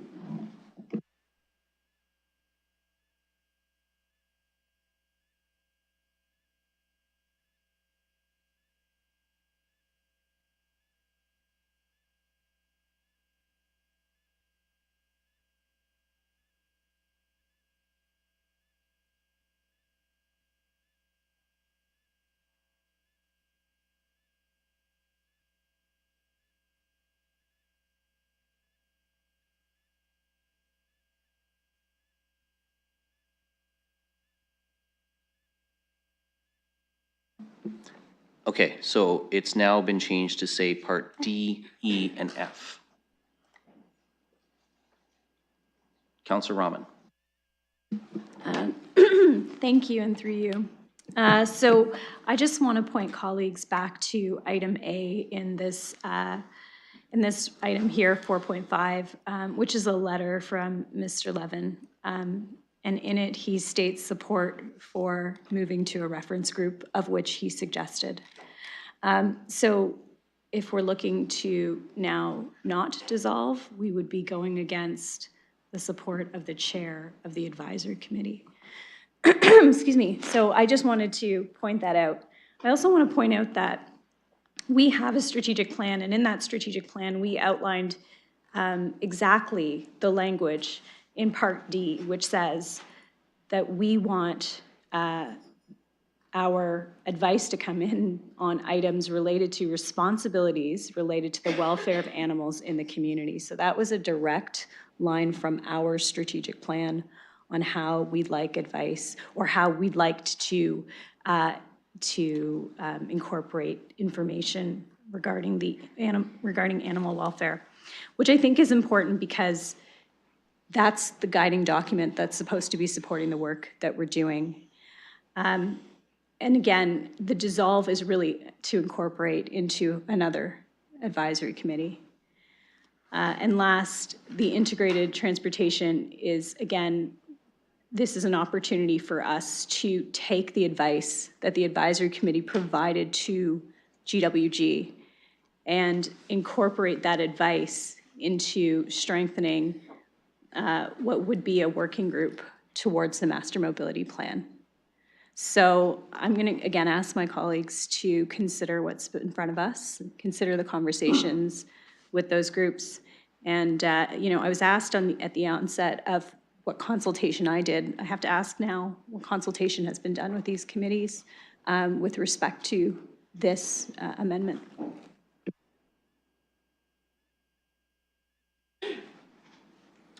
Thank you, Councillor. I'll ask, I will give Councillor Trussow, as the mover, the chance to respond if he wishes to, in terms of what consultation he's done with the committees on this amendment. I certainly was not aware that there would be such strong language as dissolve until I read this in the packet. Okay? And I did talk to members of these committees that are being dissolved. But it's not my motion. It's not my motion. And my sense is this is still up in the air, which is why I am changing the words dissolved to review. And I stand by that. Thank you. Looking for any other speakers? I will ask Councillor Lehman to take the chair. And I will go to the Deputy Mayor. Thank you, Mr. Presiding Officer. So I'm going to ask colleagues for their support in defeating this amendment. I think this is not quite a referral, but it's very close. We've already said no to that, and I think that when we talk about be reviewed, this is a direction right now to civic administration to undertake the following actions on community advisory committees, and then we have a number of these. I'm not sure what we'd be asking civic administration to actually review. This is a decision matter for council, not for civic administration, and so I actually think it's not fair to ask them to review something that council has to decide whether or not it continues to want. I also echo Councillor Rahman's concerns. I think it was very clear with the Ecological Community Advisory Group. Mr. Levin did express his support. He asked for a change in the Q3 to Q2, and that's been made in Councillor Rahman's motion. I don't see anything else we have to review. I'm ready to make a decision on this today.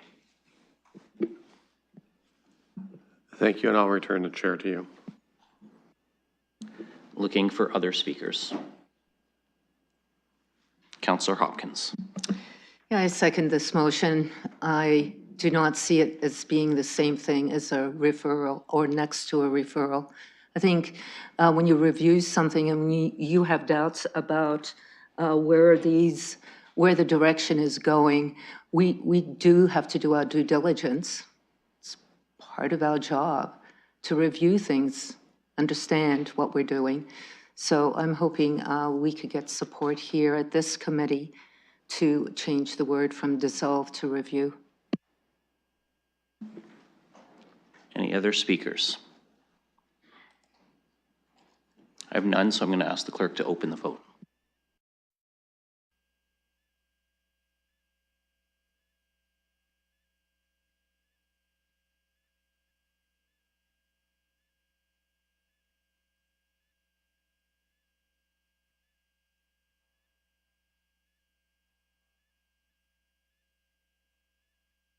Can I just get clarity? This is on the amendment, correct? Yes, this is just on the amendment, Counselor, not on the main motion.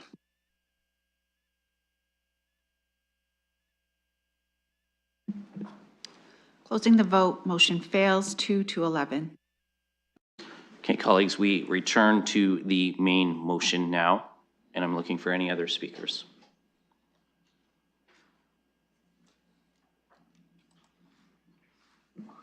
So I have none, so I will once again ask Councillor Lehman, Councillor Trussow.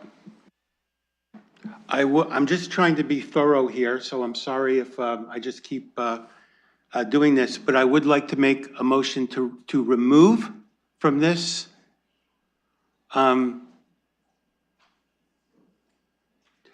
D, because it's very clear that that committee has not been consulted. And I'm sorry that we haven't heard from Mr. Samuels, but I don't believe his committee was consulted either. But I would like to make an amendment to remove item D.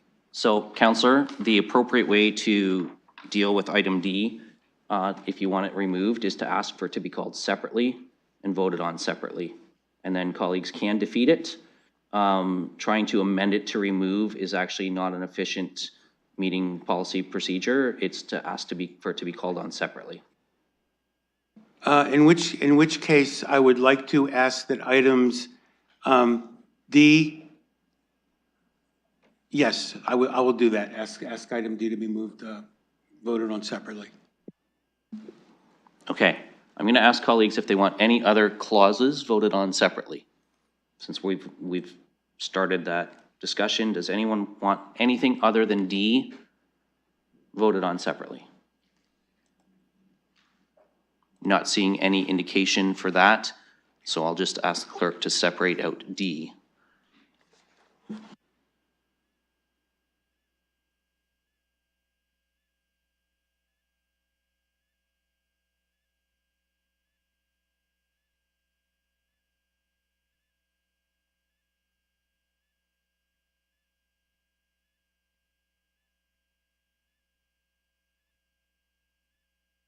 Councillor Hopkins,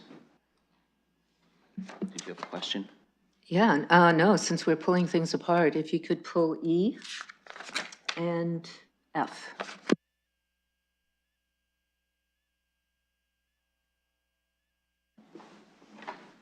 I'm going to ask if we can lump these, or if can E and F be voted on together, Councillor, or do you want each?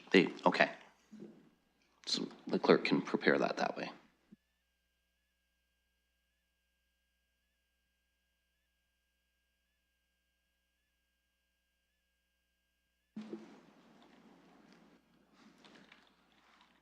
Okay, the clerk will get that ready for us.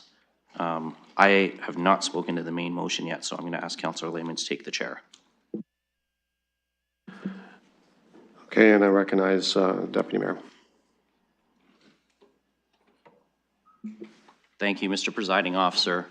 So I think I've said a couple of these points already. I'm ready to make a change today on this.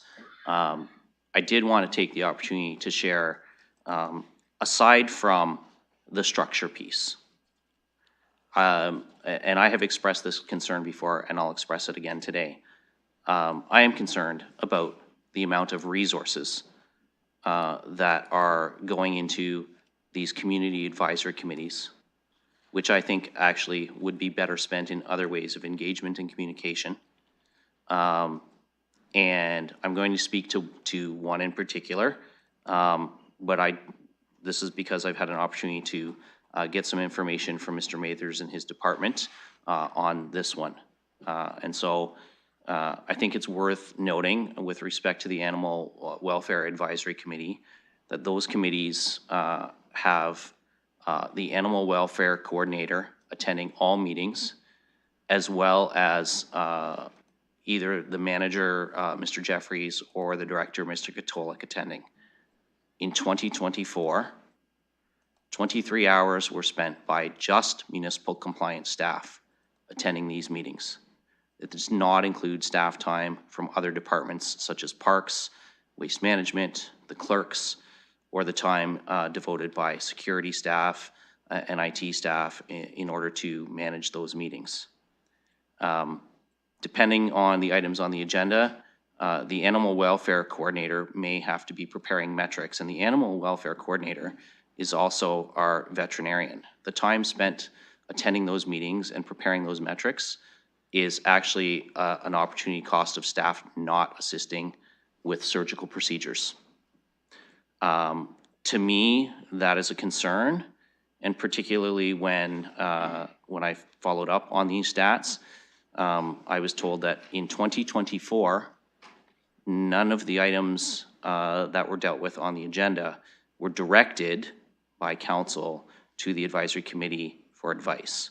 And so I just want to give Mr. Mathers an opportunity to confirm that those statistics that I just read out are correct and provided by his department. I'll go to Mr. Mathers. Through the presiding officer, yes, I can confirm that. There's also the staff time just in preparing for those meetings, because of course we do preparations as well. So, but those values are correct. Deputy Mayor. Thank you. So that's stats on just one committee. So multiply that over 6 more. And let's start asking ourselves, are we actually getting the value of engagement that we are seeking from the public at large, as we've heard in some other discussions today, through doing that? I also need to take a moment because I did hear from London Animal Care and Control, and I want to share this into the public record. This was an email received from them yesterday, and it reads, and I'm quoting from the email, "The comments regarding the license revenue," and they're speaking with regards to a communication on our agenda, "are not true. LACC never retained 100% of the licensing revenue.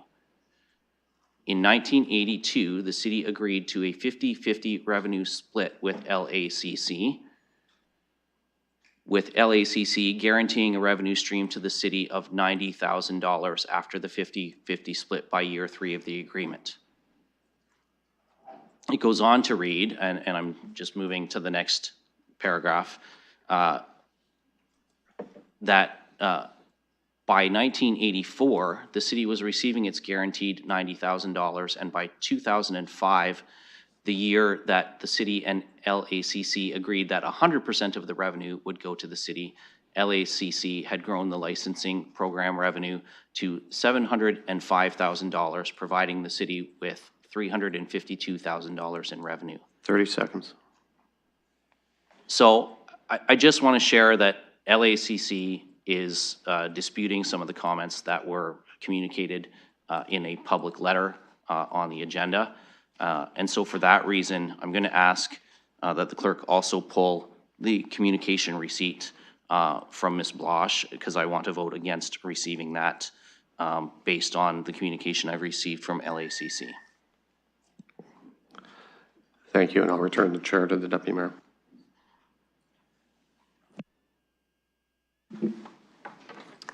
Thank you, Councillor Lehman. Councillor Trussow. Well, this, through the chair, this issue of staff time or the record of LACC are all things that are subject to discussion, but were not part of the motion that came forward. And it just seems to me that the deeper we get into this discussion, the more grounds there are to say, like Councillor Hopkins and I have been saying, we need to look at this in some greater detail. And the fact that one party disputes something that's in another party's letter, that is grounds to excise the letter now? Boy, we'd be doing a lot of excising of a lot of letters if this is the standard that we're using. So I really think that is a very dangerous move that will have censorious implications. So the deeper we get into this, the more I'm convinced that this is a very bad way to go and that we need to be giving this more consideration. But we can keep going, but it's just going to illustrate, how contentious this entire situation is with respect to these advisory committees. Thank you, Counselor, and you are at your time. I have no other speakers. I'm going to ask the clerk to open the votes. We will deal with D, then we will deal with E and F, then we will deal with the communication receipt, and then we will deal with the balance of the motion. So I'll ask the clerk first to open the motion on Clause D, which is the dissolution of the Animal Welfare Advisory Committee.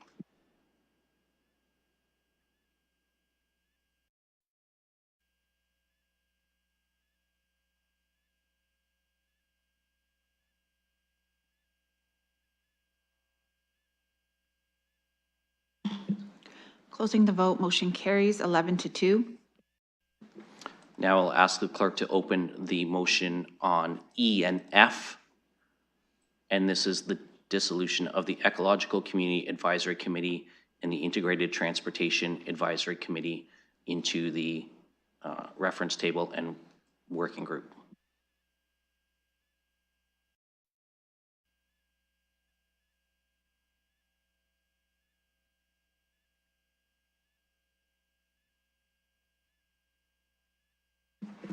Closing the vote, motion carries 11-2.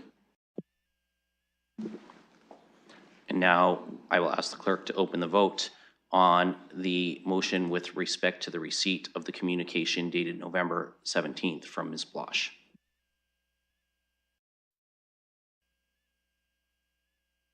It's not a separate motion, Counselor. It is a vote on a clause that was separated out.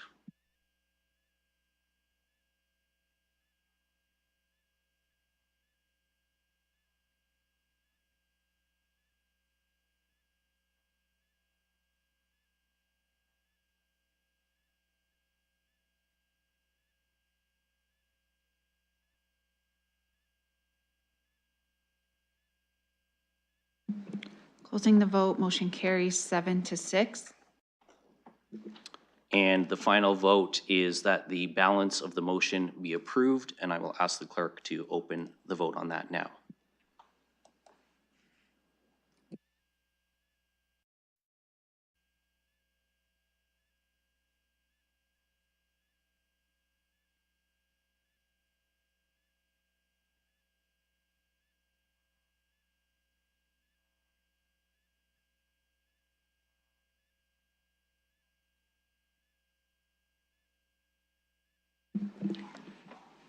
Councillor Purple, Councillor Trossow.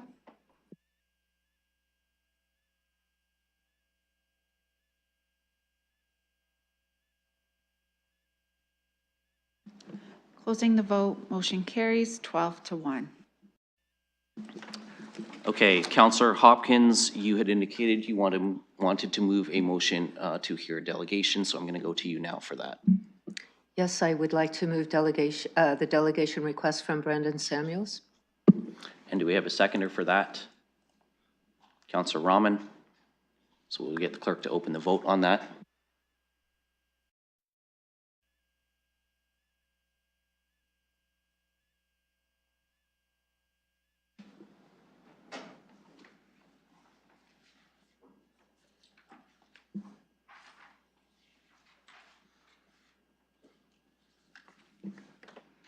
Counselor Trossau, I'm sorry, which one are we on now? I'm reading. the delegation request.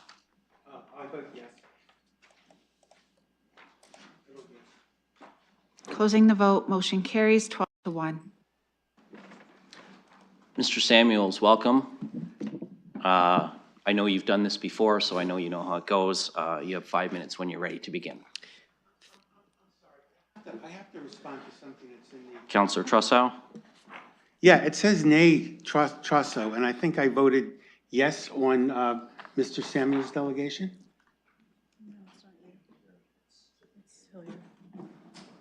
It says nay, S. Trosso on my screen. You're looking at the previous vote, Counselor. Everyone voted yes on Mr. Samuel's delegation, except for one.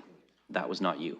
Okay, and I'm sorry, as long as I'm to correct this, on the 7-6 vote, I believe I voted in favor of receiving Ms. Blush's letter. You voted against it. Yeah, my intention was to vote in favor of it. It doesn't change the outcome, but I certainly would have voted in favor of receiving that letter. So if you can just change that without doing another vote, I'd appreciate it. Save time.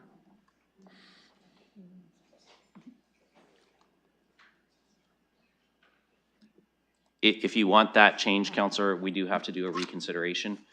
So can we deal with the delegation first, and then we can still come back to a reconsideration on that? Okay. Mr. Samuels. For sure. I always have to stoop at this microphone. It's a bit awkward up here. Thank you for hearing my delegation. I apologize for being a few minutes late this morning. I had an appointment that could not be moved. I had cleared my schedule yesterday anticipating I'd be able to speak, but alas, it was a different kind of meeting. I'm not going to duplicate what was in my submission. I appreciate it was received and acknowledged. I want to just recognize that really we are all on the same side here. We're all trying to make our city better. That's the motivation I bring to my role as chair of an advisory committee. That's the attitude that I try to cultivate among my committee membership. I want to just speak briefly to the experience of what it's like to serve on an advisory committee nowadays and what it's like to actually be up here in the gallery. I'm looking at members that are on their phones while I'm talking. It is uncomfortable to sit up here. I don't know if you've tried these seats recently. I don't know when the cushions were last filled. I deal a lot with community members on our advisory committees, as well as from the general public who show up and want to know things. They do not feel represented at the Horseshoe. In fact, they don't feel comfortable to come and sit here and speak like I'm speaking now. They do not feel heard. They do not understand enough about what's going on in their city to be able to contribute meaningfully to a conversation. And so when we talk about what consultation is for, it has to start from a place of mutual understanding. And that understanding only comes through listening. And I'm here today because I wanted to be heard. I wanted you to listen. I listen to what happens at City Hall all the time. It's bookmarked on my YouTube. It's actually quite a depressing part of my week. You know, I've dedicated a lot of hours to serving on advisory committees. I really appreciate when we have people like Councillor Pribble, Councillor Trosso, Councillor Hopkins, Councillor Frank actually come to our meetings and listen to us, because we have advice to share. We serve council. At the start of my term as chair, I came to Civic Works Committee and I said, please use us as a resource, as a standing committee, but also as individual members of council. When you want advice on something in your ward, when you want to know more about an issue, if you want community perspective, please reach out. And I appreciate when councilors take that initiative to hear from us. I have some concerns about what you just passed as chair of the Advisory Committee for Environmental Stewardship and Action. I'm worried that merging the Animal Welfare Committee with my own is going to lead to exacerbating the issues we're already experiencing, to do with quorum, to do with the breadth of our mandate, to do with having 11 volunteer members of the community tasked with dealing with these enormous service areas of the city. And we will continue to try our best, but if the ultimate goal of this exercise is to improve the quality of information that council receives, I think this is actually going to set you back. And I don't mean to discredit the work that Councillors Rahman and the Deputy Mayor put into that motion. There are in fact many good things in there that I agree with, like creating work plans. Our committee heard this previously. We submitted an annual work plan for the calendar year. I want to also clarify that Councillor Rahman did reach out to me and did reach out to other chairs of the advisory committees I cannot speak on behalf of my committee unless we vote. That's been iterated to me by the chair of this committee. Multiple times I've been shut down and told I do not speak on behalf of the committee unless there's a committee recommendation. So to say that the committee was consulted when this did not appear on our agenda, when it did not have an opportunity to consult with membership, and frankly, I'm not even allowed to really contact members of my committee. I don't even have their emails. The city clerk has to administer the back and forth between the chairs and the members for me to be able to ask them a basic question, like how do you feel about what Councillor Rahman is asking? I just want to express that I feel like we have things to share and contribute to making this whole process better. And I heard it said before that, there's this attitude that advisory committees are setting out to write our own terms of reference. Absolutely not. We serve at the discretion of council. We are here to provide advice to council. That being said, there are sometimes things that come from the community. It was said earlier by Councillor Pelosi that these committees serve the needs of council and the community. There are things that community brings forward that might not be on your radar yet, but are very much linked to your strategic priorities. My advisory committee is dedicated in part to the Climate Emergency Action Plan that started as an idea from an advisory committee. Okay. There have been things that my committee has worked on in response to complaints and concerns from community that we brought forward. We helped them to package into something translatable into policy and to a motion, and that you guys considered through your process. So when I think about the advisory committees, and we might disagree, we do serve at the direction of council, but this is part of engagement, and that means it's a relationship. It's a relationship between you, between the chairs, between the community who shows up at our meetings, and I feel like that relationship is not heading in a good direction. What I ask you to consider when this comes to council is how what you've proposed to change here is going to account for the input we have to share. There are some ideas I've listed in my agenda, in my submission. There's about 20 others I have from members of my committee that would make our work in the community easier. And those are things that can only be changed through your looking at the council policy and conversations with staff. If you want to connect with me offline after this meeting, I'd be happy to speak to any of you. I won't be able to speak again at council, but you have information from me. I want to thank you again for taking the time to listen. Thank you, Mr. Samuels. I did give you a few extra seconds there because I could tell you were wrapping up at the end, offering your ability to be available for communication. So thank you for coming today. And I do recognize that, and we'll say appreciate that you stuck around even though the delegation status was not earlier in the meeting before our vote. So I do now need just a motion to receive so first, sorry, one second.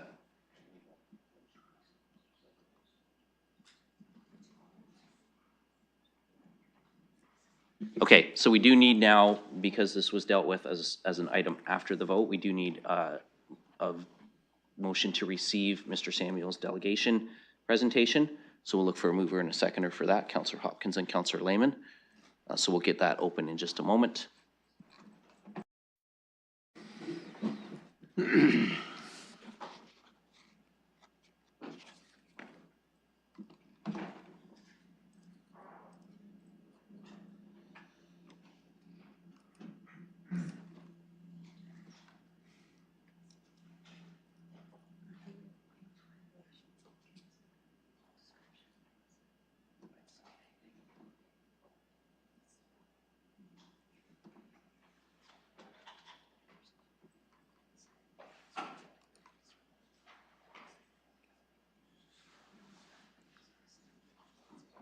Councillor Trussow?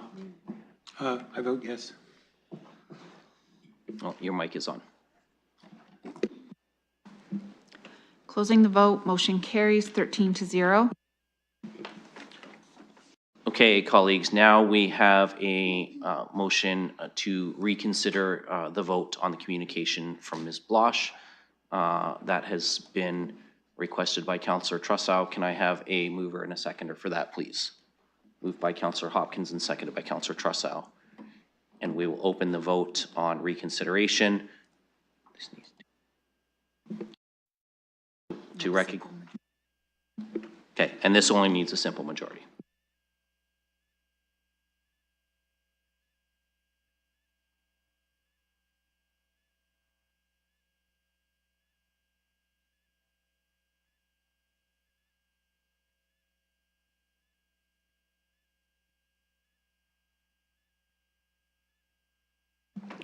Closing the vote, motion carries 12-1.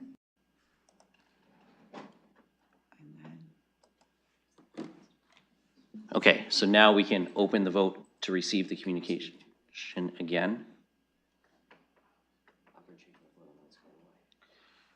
Okay, we have a colleague that wants to change their vote and wants to explain why. Yeah, so the opportunity for reconsideration, I've looked at the letter again. I voted in favor of it. I'm going to vote against this time. I don't like the language that says this is a spiteful, sneaky, underhanded attempt to dissolve the committee. I think the councilors were pretty transparent in bringing forward a motion to council, and I don't think that this is the type of language that we should expect from a member of an advisory committee. So I'm not going to receive this communication after further reflection on it.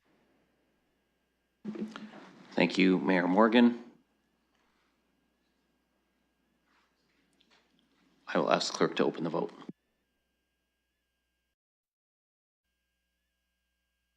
Receiving her letter. Yes, so if you vote yes, you're voting to receive the letter. If you vote no, you're voting not to receive the letter.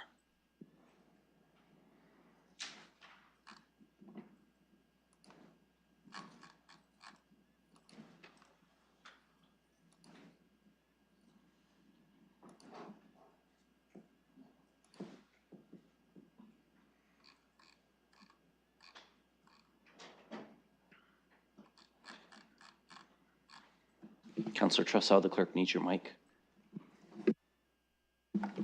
Closing the vote, and the motion fails 4-9.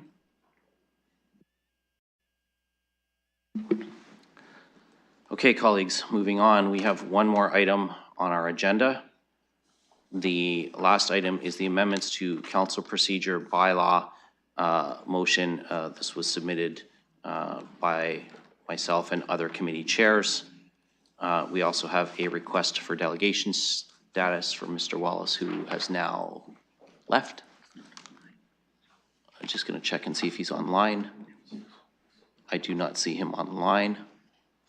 So again, we will, as we did with Mr. Samuels, simply add at the end of the motion that we received the request for delegation status, but that the delegation, there's nothing more to do than that we received a communication asking for delegation status. So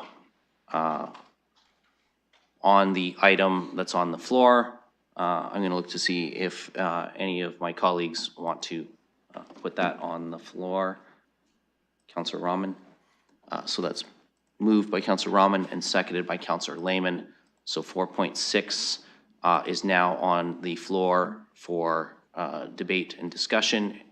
I will advise already, I have heard from Councillor Stevenson, who would like part 5, efficient meeting management, provide for the option to put to question at committees where all of council constitutes the membership, to be voted on separately.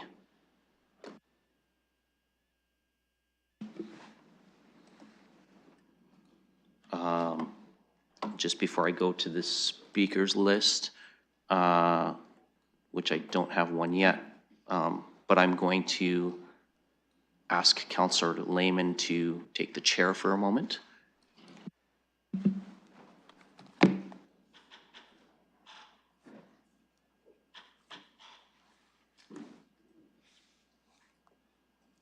Okay, I have the chair and I recognize Deputy Mayor.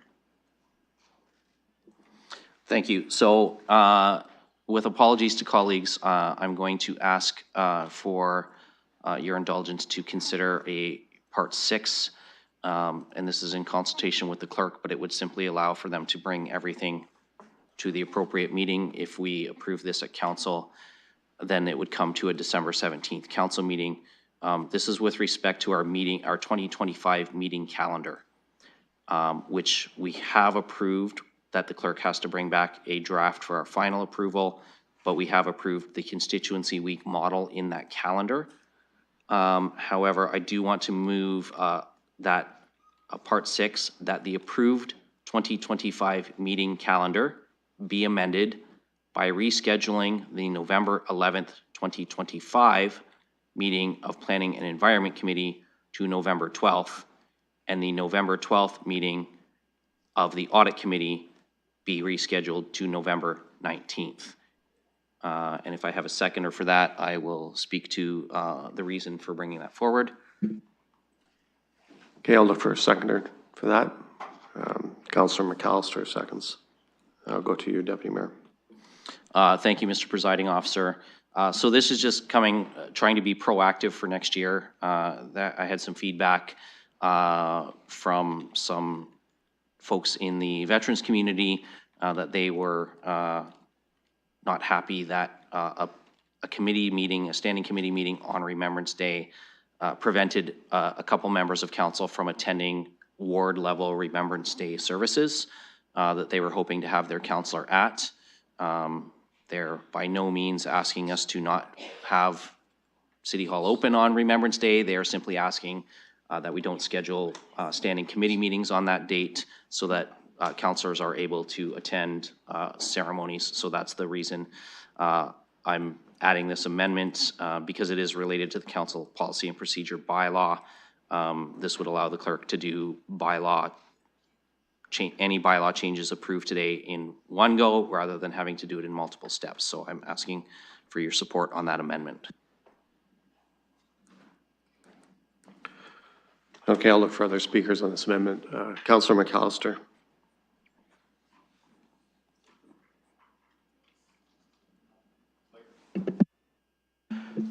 Thank you, and through the presiding officer, appreciate this amendment being brought forward. I was one of the councillors that was impacted by the scheduling. I was able to attend the remembrance ceremony, the cenotaph in the morning, but I did have a ward event that was scheduled for 2 p.m. and due to caps running long, I was unable to attend.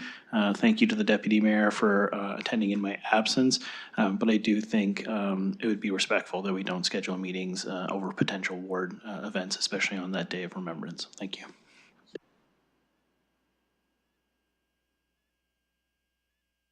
I'll look for other speakers. Okay, we have a motion moved and seconded. Oh, sorry. I didn't see you right beside me, Councillor. Please go ahead. Look to the left. I guess I was going to bring forward a referral, but since we've sort of made some changes, maybe I would like to get a little bit of clarity from the four movers here of this request, because I was looking forward to having a great conversation in Governance Working Group about efficient meetings. It's really important to me. I've been around 10 years and I've seen the many changes that we've made, especially... Councillor, we're speaking to an amendment right now, so keep your comments.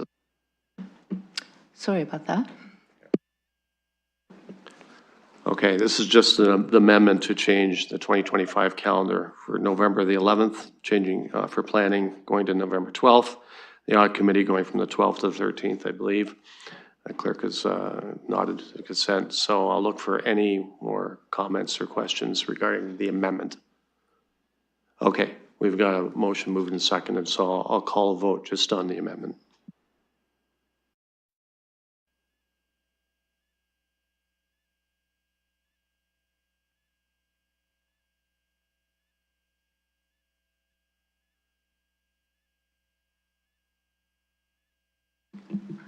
Closing the vote, motion carries 13-0. Okay, and I'll return the chair to the deputy mayor. Thank you, and thank you, colleagues, for your support on that amendment. Okay, so we would still have to vote on the main motion as amended, but that part 6 is now will be part of that. However, the bulk of the motion is still on the floor. Councillor Hopkins, you wanted to ask about that, so I'll come right to you before I look for any other speakers. Yeah, and I was hoping that the movers of this will speak to the reasons why we need to do this in a bylaw right away. I would have liked to have put forward a referral, but given the changes that we're making to this, I would like to have a better understanding and reasons why we are going to be doing this. Efficient meetings, to me, I was looking forward to that conversation at Governance Working Group. I've been around a long time, and I've seen a number of changes, especially the changes that we have made in this council on how we meet and how we've changed our standing committees, and now we just had a conversation around the advisory group. So I would like to have a better understanding how this is going to be improving and how this is also going to be improving communication and public engagement as we go forward. I have a concern here because it starts out that we need to manage committee agendas and the length of our meetings, and this is such an appropriate meeting to be having this conversation, given that we've moved this over to the next day, which is the first time that's ever happened.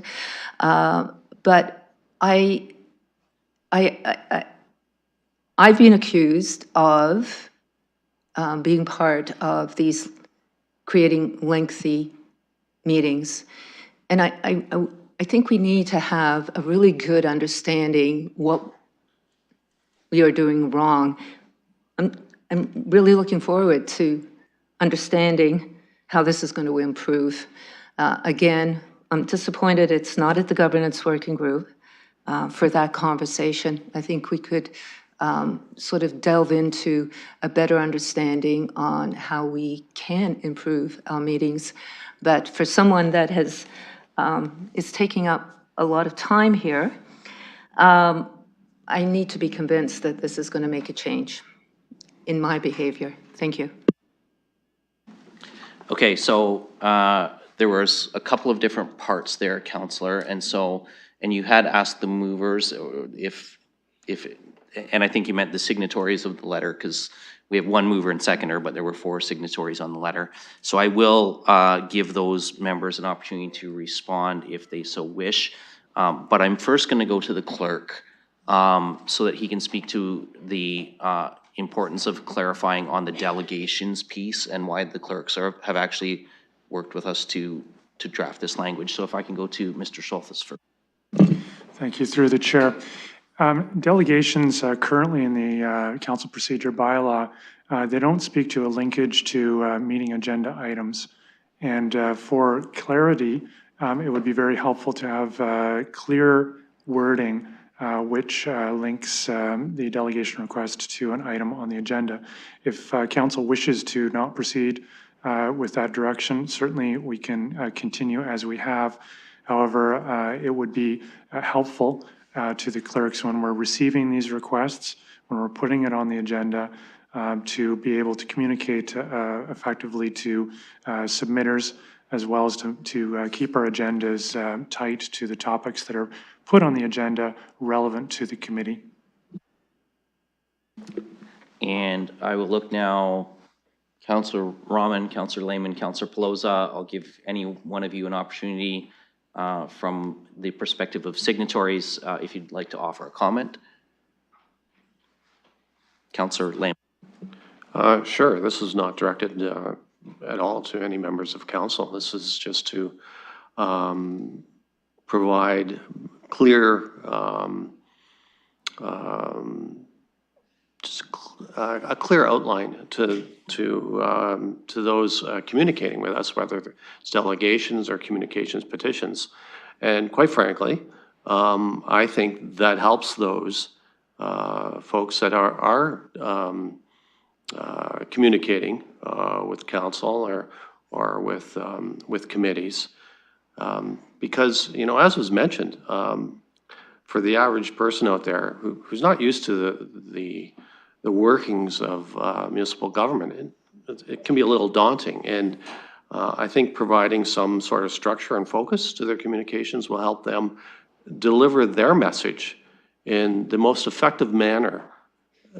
Quite frankly, that allows me as a councillor or as a chair to hear what they have to say, because sometimes that can get muddled in something that is not focused.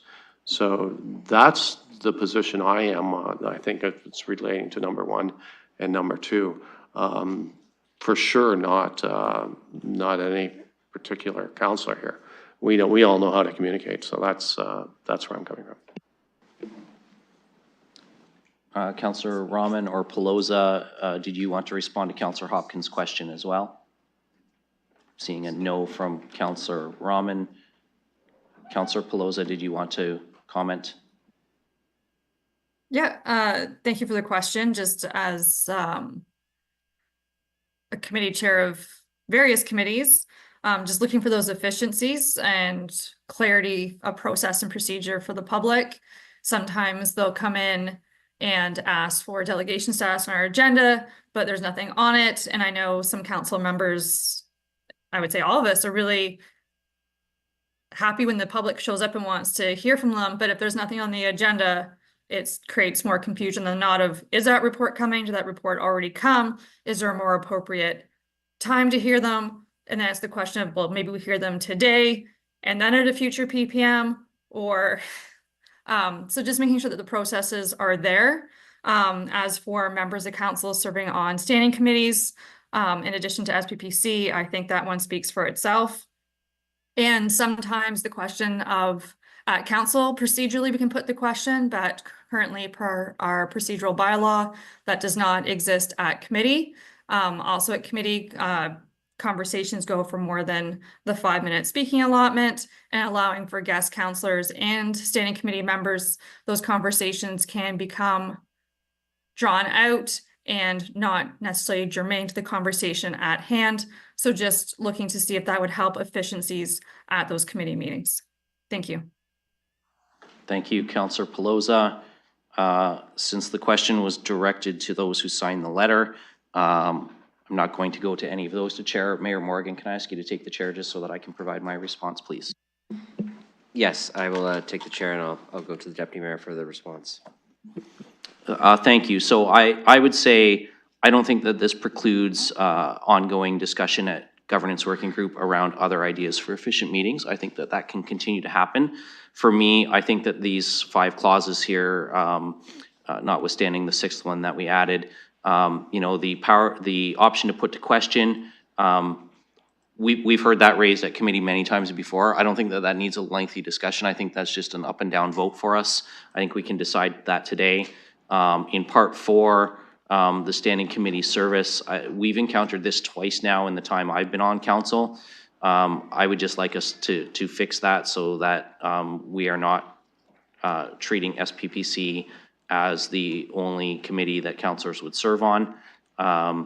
And with respect to the delegation requests, so there are actually a couple of pieces as I've been going through our council policy and procedure bylaw with our clerks that are sort of floating out there unattached in terms of, so we have, for example, when we change a bylaw, there's a mandatory PPM, but the draft bylaw comes forward and we get delegation requests on the draft bylaw, and then we have a PPM and we have the same delegations happening. And there's a couple clauses in there that speak to only new information should be spoken to. If that happens, that hasn't been linked properly. And so it's a bit of a housekeeping thing from the clerk's perspective in terms of how those get linked so that delegations are heard at the appropriate meeting, whether that's a legislated PPM or whether it's a standalone matter, and to the linkage to an agenda item. Because I think that it's quite appropriate that if something's not on the agenda and a member of the public or a community organization wants to put something on the agenda, I think that the appropriate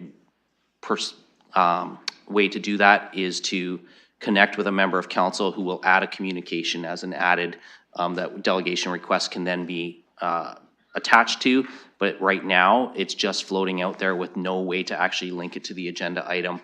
This would provide the clerks the opportunity to update the bylaw so that it can be linked to an agenda item. So that's the reason why I don't think these are particularly complex or really change a whole lot of what we do. And I don't think it precludes, in my opinion, as the chair of governance working group, that it would preclude us from having ongoing discussions there about how we can do more efficient meetings. Councillor Hopkins, you were asking a question there. Go ahead. Yeah, I really appreciate the comments and knowing where this is coming from, and thank all the movers on this for the work that they've done. I'm really pleased to hear that we will be continuing the conversation around how we can have efficient meetings at governance working groups, so thank you for mentioning that. All right, I'm going to hand the chair back to the deputy mayor. I had put myself on the list while I had the chance. Okay, well, the bad news for you is you're not next. Counselor Stevenson is next, and then I will have you on the list after Counselor Stevenson. So Counselor Stevenson, you are next, if you'd like to go ahead. Thank you. Thank you for recognizing me. I'm happy to support all of these, but number 5. Number 4, although I find myself in the position of not being on a standing committee this year and only being on audit, I'm assuming that is a very unique situation that won't happen again. So I'm happy to support 4. For 5, I have a really big issue with this one.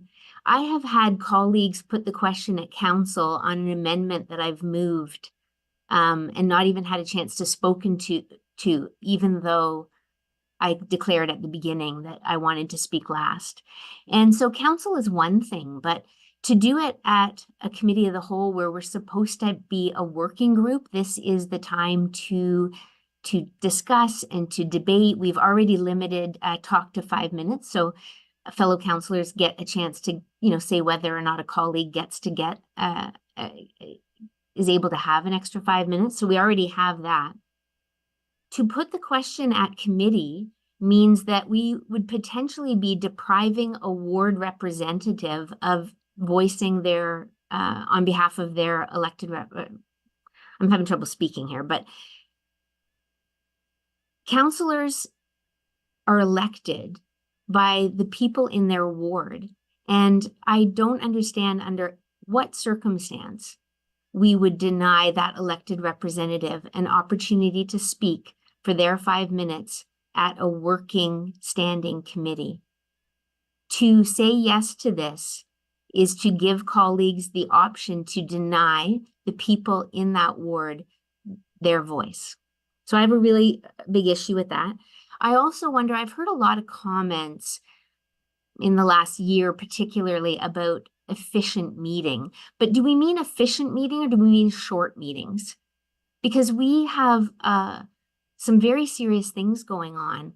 And again, we already have the 5 minute limit each in terms of when we're allowed to speak. And if we're not willing to give each one of us 5 minutes to speak on issues that they believe are important at every single committee meeting, then I think we need to question why are we rushing? Why do we think that meetings need to be short if there are serious issues to discuss? So I like short meetings too. And if colleagues or myself feel that there's things worthy of working at, that's what we were elected to do. And so I'm, as much as I sometimes dislike it at council, I'm not looking to change the rule at council, but please, let's say no to number 5 and ensure that every single ward in this city, their representative gets 5 minutes at a standing committee. Thank you. Thank you, Counselor Stevenson. Looking for other speakers on this. Oh, yep, right, I had Mayor Morgan next, as he indicated while he was Quickly, I chairing. forgot. So I'll speak briefly. I want to say I appreciate councillors wanting to bring forward changes to the procedure bylaw, and over my time on council, I've become known for knowing the procedure bylaw really well and doing my best to adhere from it.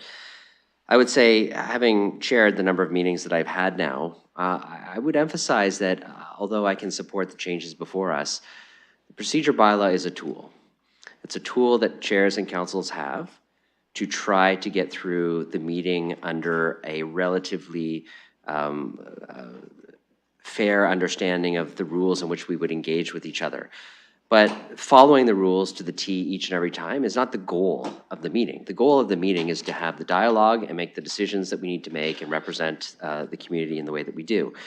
And so although I think we can continue to make adjustments to the procedure bylaw, there are things that each and every one of us can do that can make meetings efficient, can make meetings, I know this will sound odd, but enjoyable, to walk into the chambers and represent your ward and share ideas and engage thoughtfully with each other.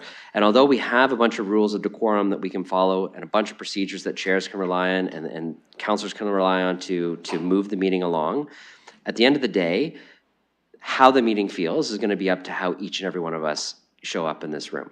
So if we show up with an attitude where we're going to poke our colleagues, or we're going to use language that we know is probably going to set someone off, and we're going to get into, orders of personal privilege and procedure, if we're going to leave this chamber having lost a vote, and I will say I've lost dozens and dozens and dozens of votes in this chamber, some on things that I care about quite a bit. But if you're going to leave this chamber with hard feelings or taking things personally, no amount of procedural changes are going to make this an enjoyable experience or feel like a good experience or feel like a meeting that you want to show up to the next time. So I think with some changes to the procedure bylaw, and at the midpoint in this term, we can all take the opportunity to maybe step back and reset our expectations, come to the meetings, looking forward to engage with colleagues, bring, a respectful attitude and perspective to the debate, engage in the debate thoughtfully, and if you can find a way, do not take the loss of a vote personally. Do not take someone opposing your opinion personally if you can. I know it's very difficult. I've done it many times. Councillor Squire and I have walked out of this room furious with each other, and then found the opportunity to find each other in the hallways and say, let's just leave it in the room.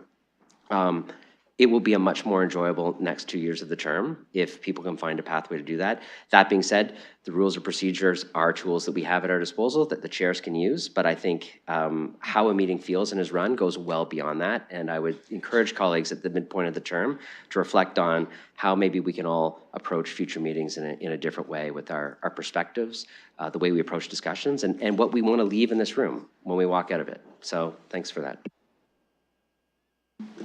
Councillor Trossel.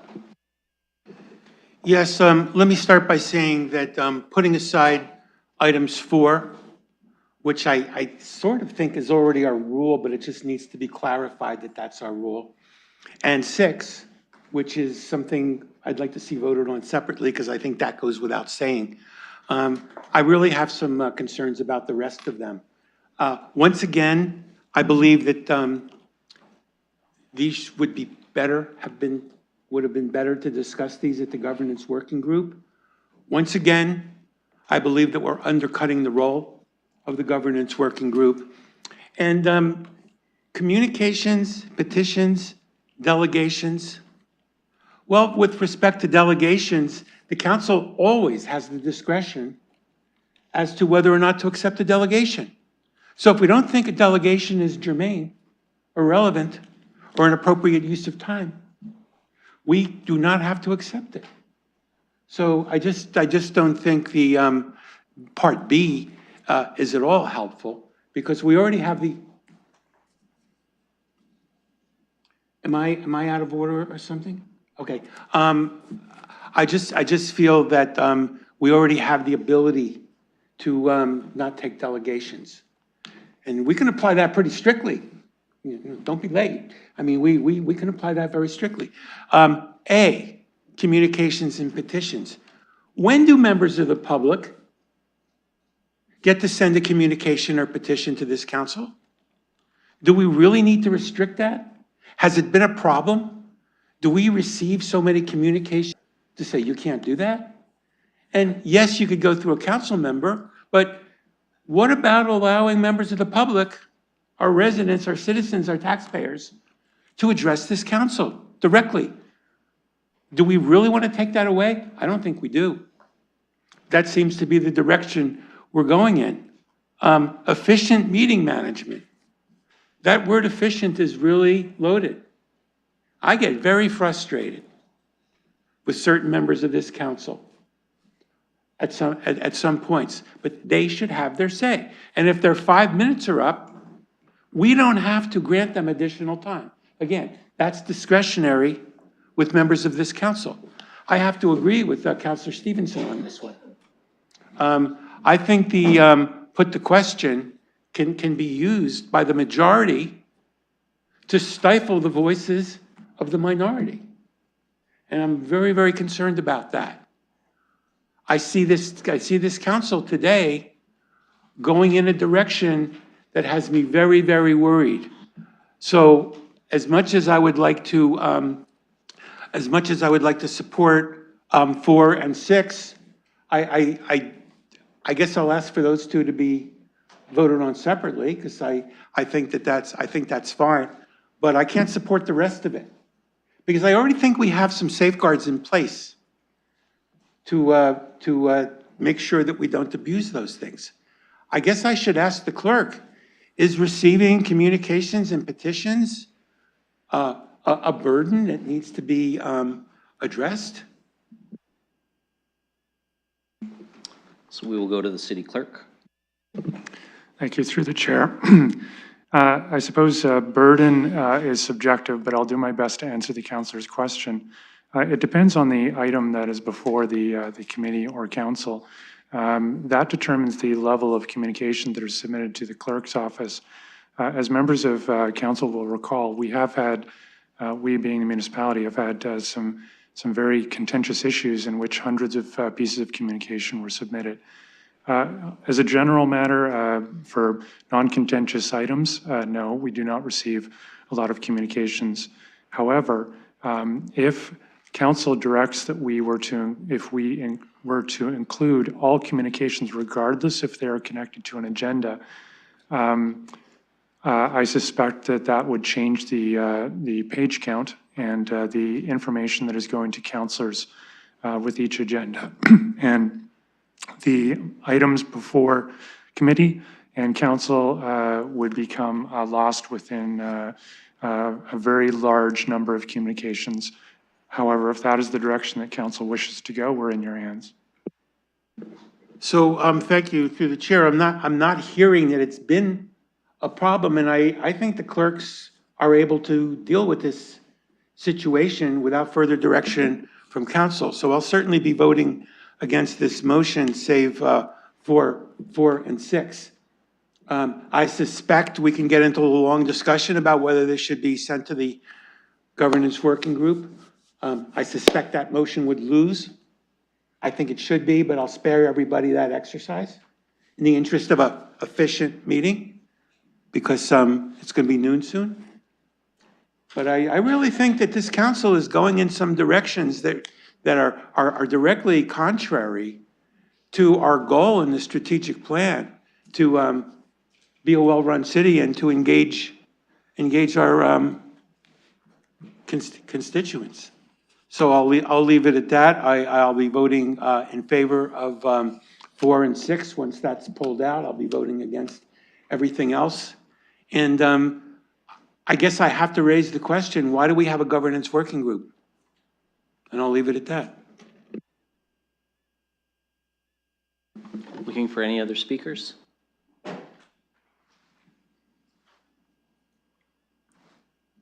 Seeing none, I will ask the clerk. I will ask the clerk to call 4 and 6 separately, Councillor Trossau.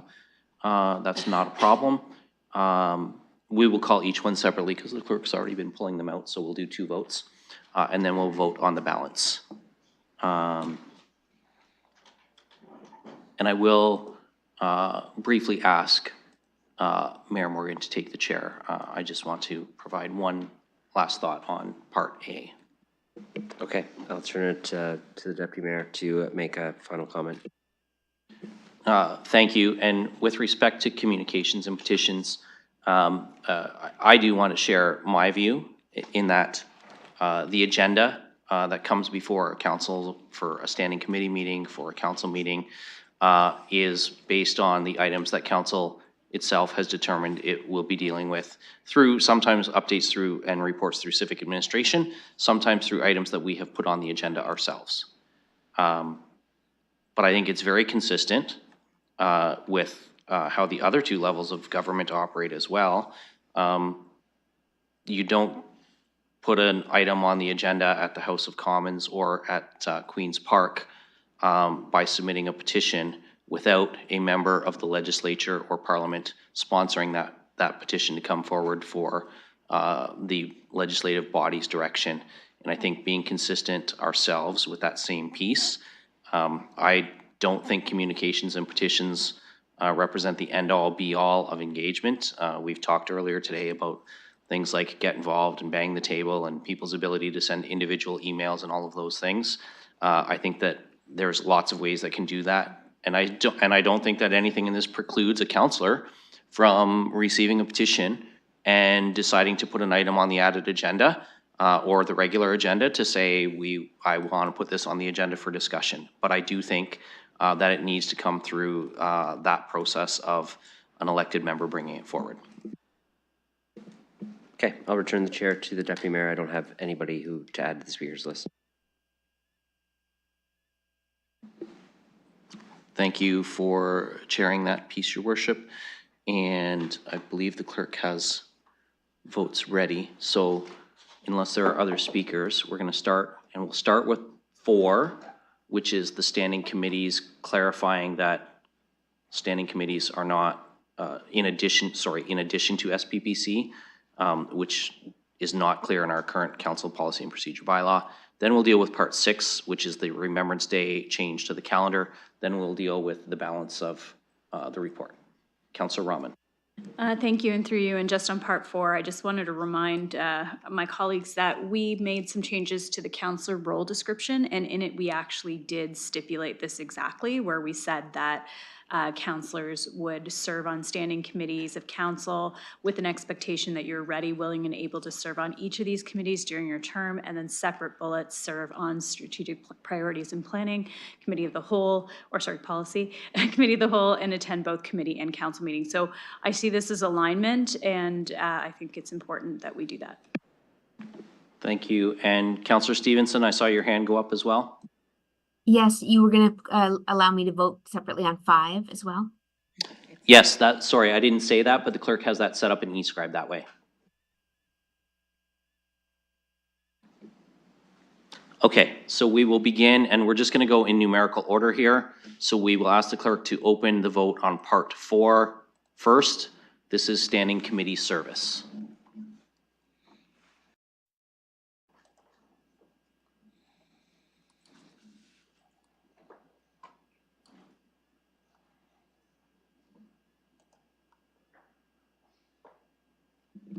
Closing the vote, motion carries 13-0. Thank you, colleagues. We'll now open the vote on part 5. That is the clause on put the question at committees, of where all of council constitutes the membership.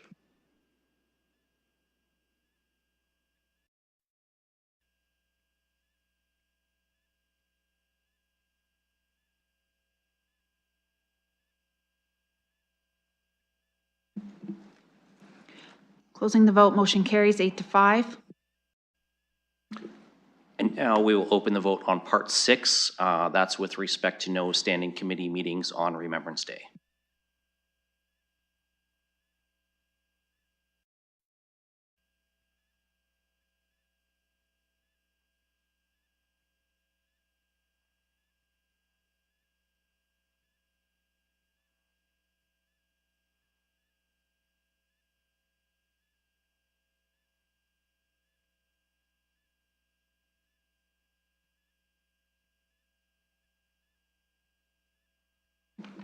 Closing the vote, motion carries 13-0. And then our final vote on this matter would be that the balance of the motion as amended be approved.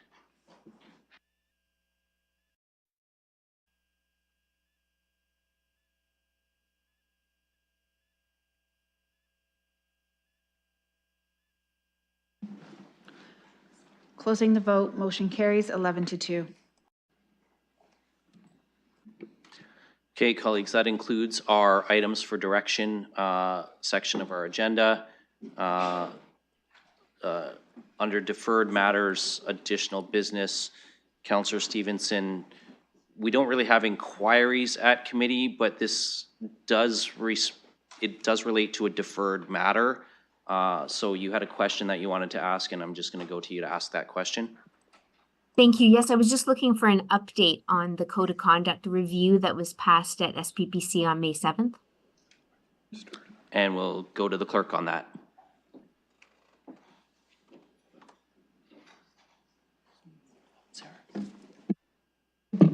Thank you. Through the chair. Yes, after that meeting, we began working on that immediately. We spoke with the Integrity Commissioner. We've been working with Legal Services in the interim. However, we became aware that the Minister of Municipal Affairs and Housing, in response to some recommendations, was working on a standardized code of conduct. I don't know exactly when that is going to be prepared or ready, and perhaps the mayor has some additional context for that. But that's the reason we've not brought something back to SPPC. I can speak to, Mayor Morgan?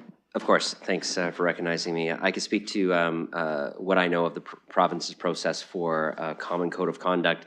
As colleagues will recall from a previous term of council, there was a widespread call by AMO to ask for updates to the ways that councillors can be held to account and the parameters around the operations of the Ombudsman, Integrity Commissioners, Codes of Conduct.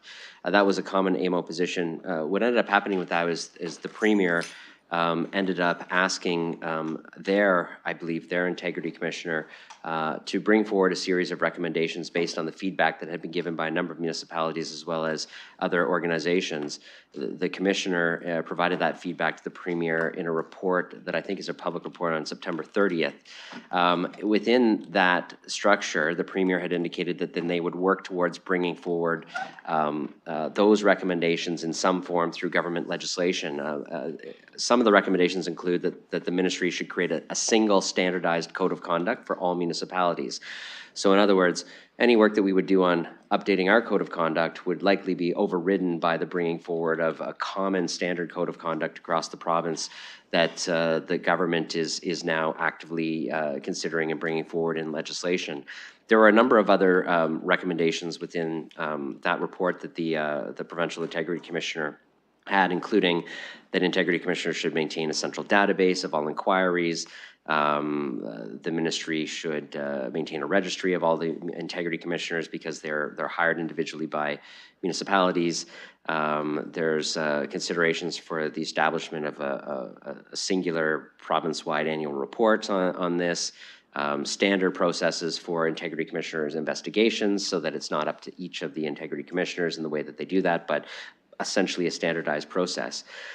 And my understanding of the reasons for this is that if the government is going to consider higher levels or higher thresholds for punitive measures within code of conduct infractions, if that's going to include any sort of judicial process or even come close to the process of removing a councillor from office, as you've seen in other provinces move in that direction, that it's likely to be a judicial process that is going to require a standardized base set of criteria that municipal councillors would be held to account across the province. Otherwise, it would be a very difficult thing to be enforceable if they went with higher punitive measures, which I don't know if that's what they're actually doing or not.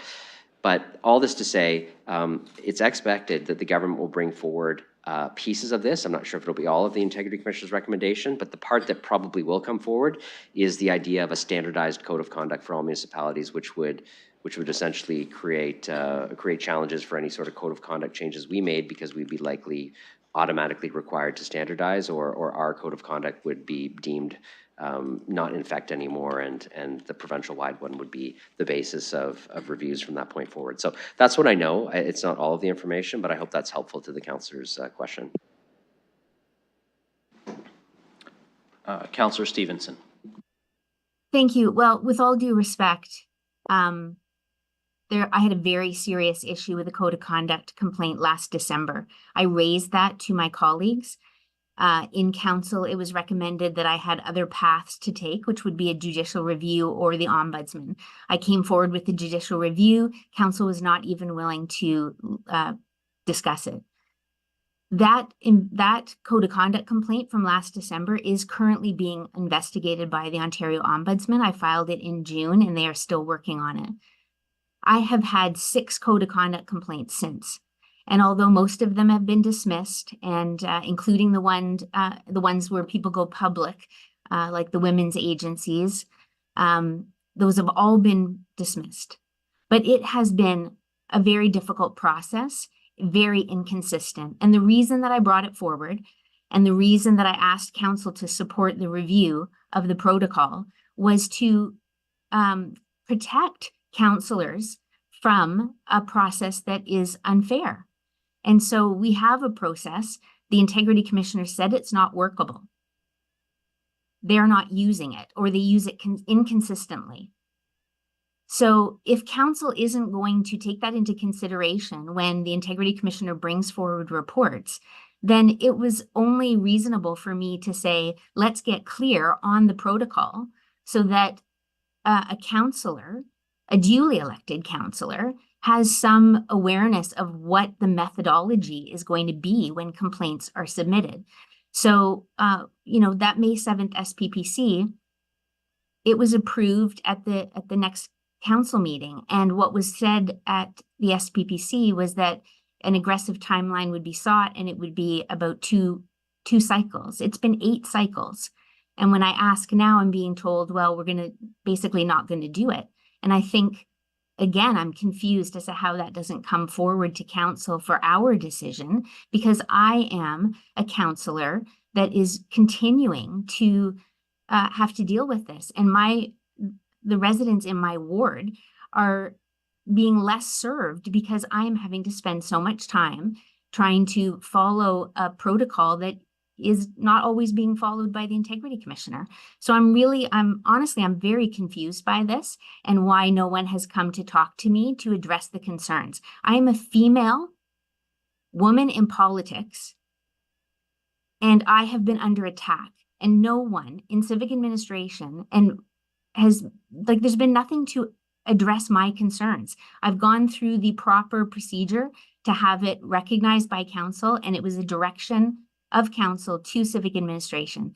And I'm going to take the rest of this conversation offline, but this is very concerning to me that everyone knows, it's been very public, the attacks that I have been under.